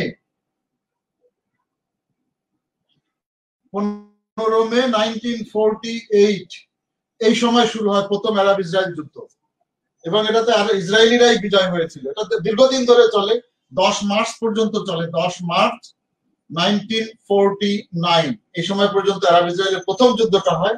আর আপনি যদি ফিলিস্তিনিদের ফিদাইন আন্দোলন বলেন, প্রথম আন্দোলন যেটা, সেটা 1951 সালে 1951 থেকে 1955 পর্যন্ত ফিদাইন আন্দোলন হয়েছে। এটাকে বলা ফিদাইন আন্দোলন, fidayeen movement. But Arab Israel যুদ্ধ, এটা শুরু, এটা শেষ। আরব ইসরায়েল প্রথম যুদ্ধ যদি আপনারা বলেন, এবং এটাতে আরবরা হেরে যায় আর ইসরায়েল জিতে যায়।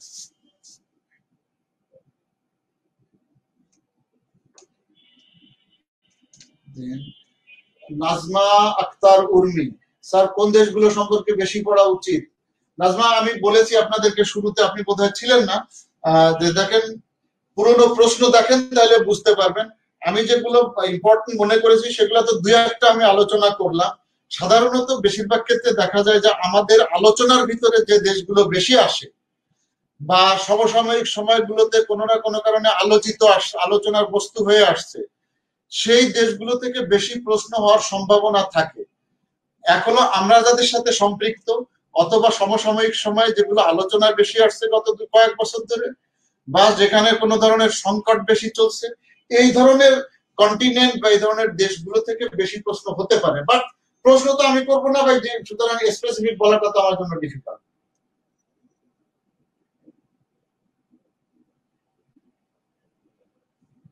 হোসনিয়ারা টম্পা, নোট করে কি পড়তে হবে? নোট দেখেন কিভাবে পড়বেন ভাই, এটা তো বলা মুশকিল। তথ্য, আমার যেটা মনে হয় যে, এটা আমি আমার ব্যক্তিগত মতামতটা বলছি, যে সাধারণত যেহেতু তথ্য মুখস্থ করা বেশি, একটু যদি ওইটা সম্পর্কে দু এক লাইন ইতিহাস জানেন তাহলে মনে রাখা সহজ হয়।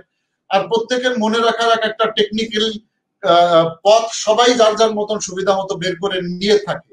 আর একটা হতে পারে যে দেখেন, আপনারা 4-5 জন বন্ধু মিলে বিকেল বেলায় বাস প্রত্যেকদিন এক জায়গায় বসলেন, সেটা মাঠের ভিতর হতে পারে, কোনো লাইব্রেরিতে হতে পারে, সুবিধাজনক আপনাদের যেখানে হয় সেখানে আপনারা একসাথে 4-5 জন করে বসলেন। প্রত্যেক জায়গাতেই এখন প্রচুর ক্যান্ডিডেট আছে, প্রায় 5 লাখ ক্যান্ডিডেট ভাই, বুঝে নিন। তো আপনারা একসাথে বসে ঠিক করে নিলেন যে কে কি বিষয়টা আলাপ করবে, এবং ওই দিন আলাপ করলেন, দেখবেন যে একে হয়তো বললেন বাংলাদেশের উপরে, ওকে বললেন জাপানের উপরে, ওকে বললেন কোরিয়ার উপরে, সে যতটুকু পারলো পড়ে আসলো, এবং যখন আলোচনা করলো সবাই তখন নোট নিয়ে নিয়ে আলোচনা আরো সমৃদ্ধ করতে পারেন। আপনার যেটা জানা আছে সেটা ওদের সাথে শেয়ার করলেন, ওদেরটা জানা আপনার সাথে শেয়ার করলেন। এভাবে যদি আলাপ করেন তাহলে হয়তো আরো বেশি তথ্য আপনারা পাবেন বলে আমি মনে করি। বাট এগেইন এটা আপনাদের নিজস্ব বিষয় যে কিভাবে কার জন্য সুবিধা, সবার জন্য তো একরকম সুবিধা হয় না ভাই। আলামিন লেমন, স্যার আপনি কয়টা ক্লাস নেবেন? ভাই এটা তো আমি আমি তো জানি না কয়টা ক্লাস আমি নিব। এটা আপনারা যদি মার্চ ফরওয়ার্ডকে জিজ্ঞেস করেন তাহলে ওনারা ভালো বলতে পারবে ভাই, কারণ প্রোগ্রাম তো ওনারা অ্যারেঞ্জ করে। জেমাল আশরাফি, স্যার চায়না সম্পর্কে জানতে চাই। জেমাল আই এম সরি, আসলে আজকে তো সময় হচ্ছে না ভাই, মাগরিবের আজান দিয়ে দিবে, যে আপনাদের প্রশ্নের জবাব দিতে দিতে তো মাগরিবের আজান দিবে। আপনারাও নামাজ পড়বেন আমি আশা করি, জানি। আমিও ইনশাআল্লাহ ওযু করবো, নামাজ পড়বো। সময় থাকলে আসলে অন্তত 5 মিনিট আমি বলার ইচ্ছেও ছিল আমার। তবু দেখি আপনাদের প্রশ্নোত্তরের পরে যদি আমি সময় পাই, আর যদি প্রশ্ন না থাকে 4-5 মিনিট খুব সংক্ষেপে আমি জাপান চায়নার উপরে কিছু কথা বলার চেষ্টা করতে পারি যদি সময় পুরায়। আব্দুর রউফ, পিডিএফটা কোথায় পাবো? জবাব দিয়ে দিছি ভাই। ভারতের কোন কোন দিবস পড়তে হবে? সিভিল সার্ভিস ডে 42টার মধ্যে এসেছে ভাই। এটা তো এরকম করে যদি আপনারা প্রশ্ন করেন তো একটু আমি অপ্রস্তুত হয়ে যাই। কোন কোন ডে পড়বেন এটা তো বলা মুশকিল। আপনারা দেখেন যে বাজারে যত দেখেন, আপনার জন্য কিন্তু 120 সর্বোচ্চ পাইলেই যথেষ্ট। 200 মার্কের ভিতরে আপনি 180 পান, পাইলে তো ভালো, বাট এই পাওয়াটা জরুরি না। সুতরাং সমস্ত প্রশ্নের জবাব আপনাকে জানতেই হবে এটা জরুরি না। আপনি সর্বোচ্চ 120 যদি পান তাহলে আপনি নিশ্চিত যে আপনি রিটার্নে কোয়ালিফাই করছেন। সুতরাং সেই হিসাবে প্রস্তুতি নেন। যতগুলো ডে আপনার পক্ষে পাওয়া সম্ভব আপনি ওয়েবসাইট ঘাটেন, অথবা বাজারের যে ভালো বইগুলো আছে, গাইড বইগুলো আছে সেগুলো, অথবা এই যে কোচিং এর যে বিভিন্ন কোচিং যে নোটশিট গুলো দেয়, এগুলোর ব্যাপারে দেখেন আমি শুরুতেই কথা বলেছি জামাল। আব্দুর রব গেল। নওয়াজ টুইঙ্কেল, নওয়াজ আপনাকে বললাম হ্যাঁ ঠিক আছে, সিভিল সার্ভিস এসে গেছে। বাকি কোন যে কোনো দিবসে আসতে পারে, আমরা তো কয়েকটা দিবস আলোচনা করলাম ভাই। গোলাম আজম, ইন্তিফাদা কি?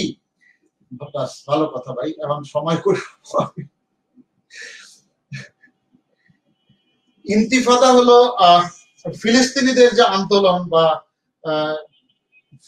প্রথমে ফিলিস্তিনিরা বিশেষ করে আপনার শেখ ইয়াসিনের যে দলটা ছিল, ইন্তিফাদা মানে আপনি পুনরুদ্ধার বলতে পারেন। তাদের ফিলিস্তিন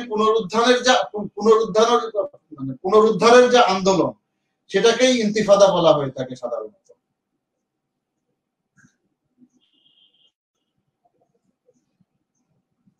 এবারে ইন্তিফাদাটা 1987 সালে, ভাই মাগরিবের আজান দিয়ে দিয়েছে। ইন্তিফাদা যেটা বলছেন এটা আপনার 1987 সালে প্রথম শুরু হয় ইন্তিফাদাটা, আন্দোলন মানে ফিলিস্তিনকে ফিরিয়ে আনার আন্দোলন। বাট এখানেও ফিলিস্তিনিরাই বিজয় লাভ করে, এবং ইন্তিফাদা আন্দোলনে ইসরায়েলিদের বিজয় হয় এবং ফিলিস্তিনিরা হেরে যায়। এখানে sorry, 1 minute.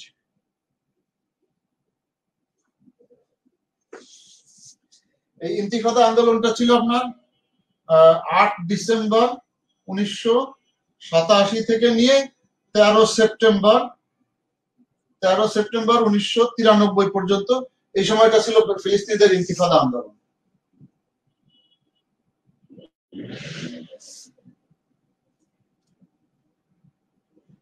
Hasibul, PDF apps পাই না, কি করা যায় ভাই? এটা তো অ্যাপের ব্যাপারে তো ভাই আমার ধারণা নাই, আমি কেমনে এটার জবাব দিতে পারি বলেন? আপনারা বারবার আমি বলছি মার্চ ফরওয়ার্ডের সাথে যোগাযোগ করেন, যদি তাদের ওখান থেকে ভালো জবাব না পান তাহলে আমাকে ইমেল করুন।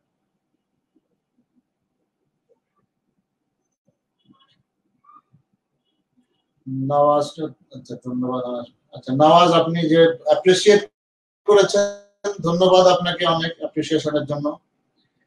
সাথী আক্তার মিম স্যার, আমার মনে হচ্ছে আরো অনেক কিছু জানার আছে। সাথী ডেফিনেটলি আরো অনেক কিছু জানার আছে। আমি তো দেখেন বলেছি সময় আমার হলো 1 ঘন্টা, আমি আপনাদেরকে সময় দিলাম 1.5 ঘন্টা। এখন আপনি বলেন একটা মহাদেশ, পুরো এশিয়াতে কতগুলো দেশ আছে? এখনো তো অসংখ্য দেশ আছে। আমি তো ইসরায়েল আলাপ, এই যে বারবার যে প্রশ্নগুলো আসছে, আরব ইসরায়েলের যতগুলো কনফ্লিক্ট আছে এগুলোই তো পড়তে আমার 1 ঘন্টার উপরে। শুধু কনফ্লিক্ট গুলাই যদি আমি বলি, যে পর্যন্ত ইসরায়েল কতগুলো যুদ্ধ হয়েছে, আন্দোলন হয়েছে, এটাই 1 ঘন্টা সব মিলে লেগে যাবে যদি আমি কথা বলতে শুরু করি। স্বাভাবিকভাবে এত একটা মহাদেশের জন্য আমাকে 1 ঘন্টা সময় দিলে, এর চেয়ে বেশি আমার পক্ষে ভাই আমার সাধ্যে নাই যে এর চেয়ে বেশি আমি দিতে পারি আপনাদেরকে বা কথা বলতে পারি। তবুও তো আমি বলছি যে দেখেন, কোচিং এর যে শীট আছে, বাজারের বই আছে, এগুলোর বাইরে আমি এটুকু অতিরিক্ত যোগ করলাম নাই। আমাকে আপনি আরো অনেক সময় দেন, আমি আরো অনেক বেশি নিয়ে, আমি টার্কি নিয়ে আলাপ করতে পারবো, আপনি সাইপ্রাস নিয়ে আলাপ করতে পারবো, ইরান নিয়ে আলাপ করতে পারবো। আপনারা আমাকে সময় দিলে তো ভাই আমি পারি ভাই, কি করা যাবে বলেন? ইভেন দেখেন, যদি এশিয়া বলেন, আমাদের জন্য এখন গলার কাটা হয়ে দাঁড়িয়েছেন মিয়ানমার, সেটা নিয়ে আলাপ করার সুযোগ আছে, সেখান থেকেও তো প্রশ্ন হবে।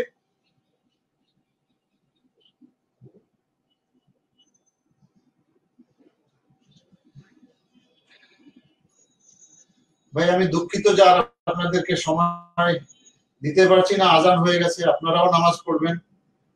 আমি আপনাদের জন্য দোয়া করি, আপনারাও আমার জন্য দোয়া করেন। ইনশাআল্লাহ ভবিষ্যতে আরো দেখা হবে আশা করি। কয়টা ক্লাস কি হবে সেটা তো মাস ফরওয়ার্ড জানে। যতগুলাই হোক আমি ইনশাআল্লাহ আপনাদের সাথে থাকবো ইনশাআল্লাহ যতদূর সম্ভব। যারা সালাম, সাথী আক্তার মিম, ওয়ালাইকুম আসসালাম ভাই, আপনাদের সবাইকেই ওয়ালাইকুম আসসালাম, গুড ইভিনিং। সবাই ভালো থাকবেন। যে যে ধর্ম পালন করেন সেই ধর্ম অনুযায়ী, কেউ যদি নাস্তিক হন তো নাস্তিকের ধর্ম যেটা আছে পালন না করেন সেটা করেন। যারা আস্তিক আছেন তারা আপনাদের ধর্মকে যথাযথভাবে পালন করেন। আল্লাহ হাফিজ।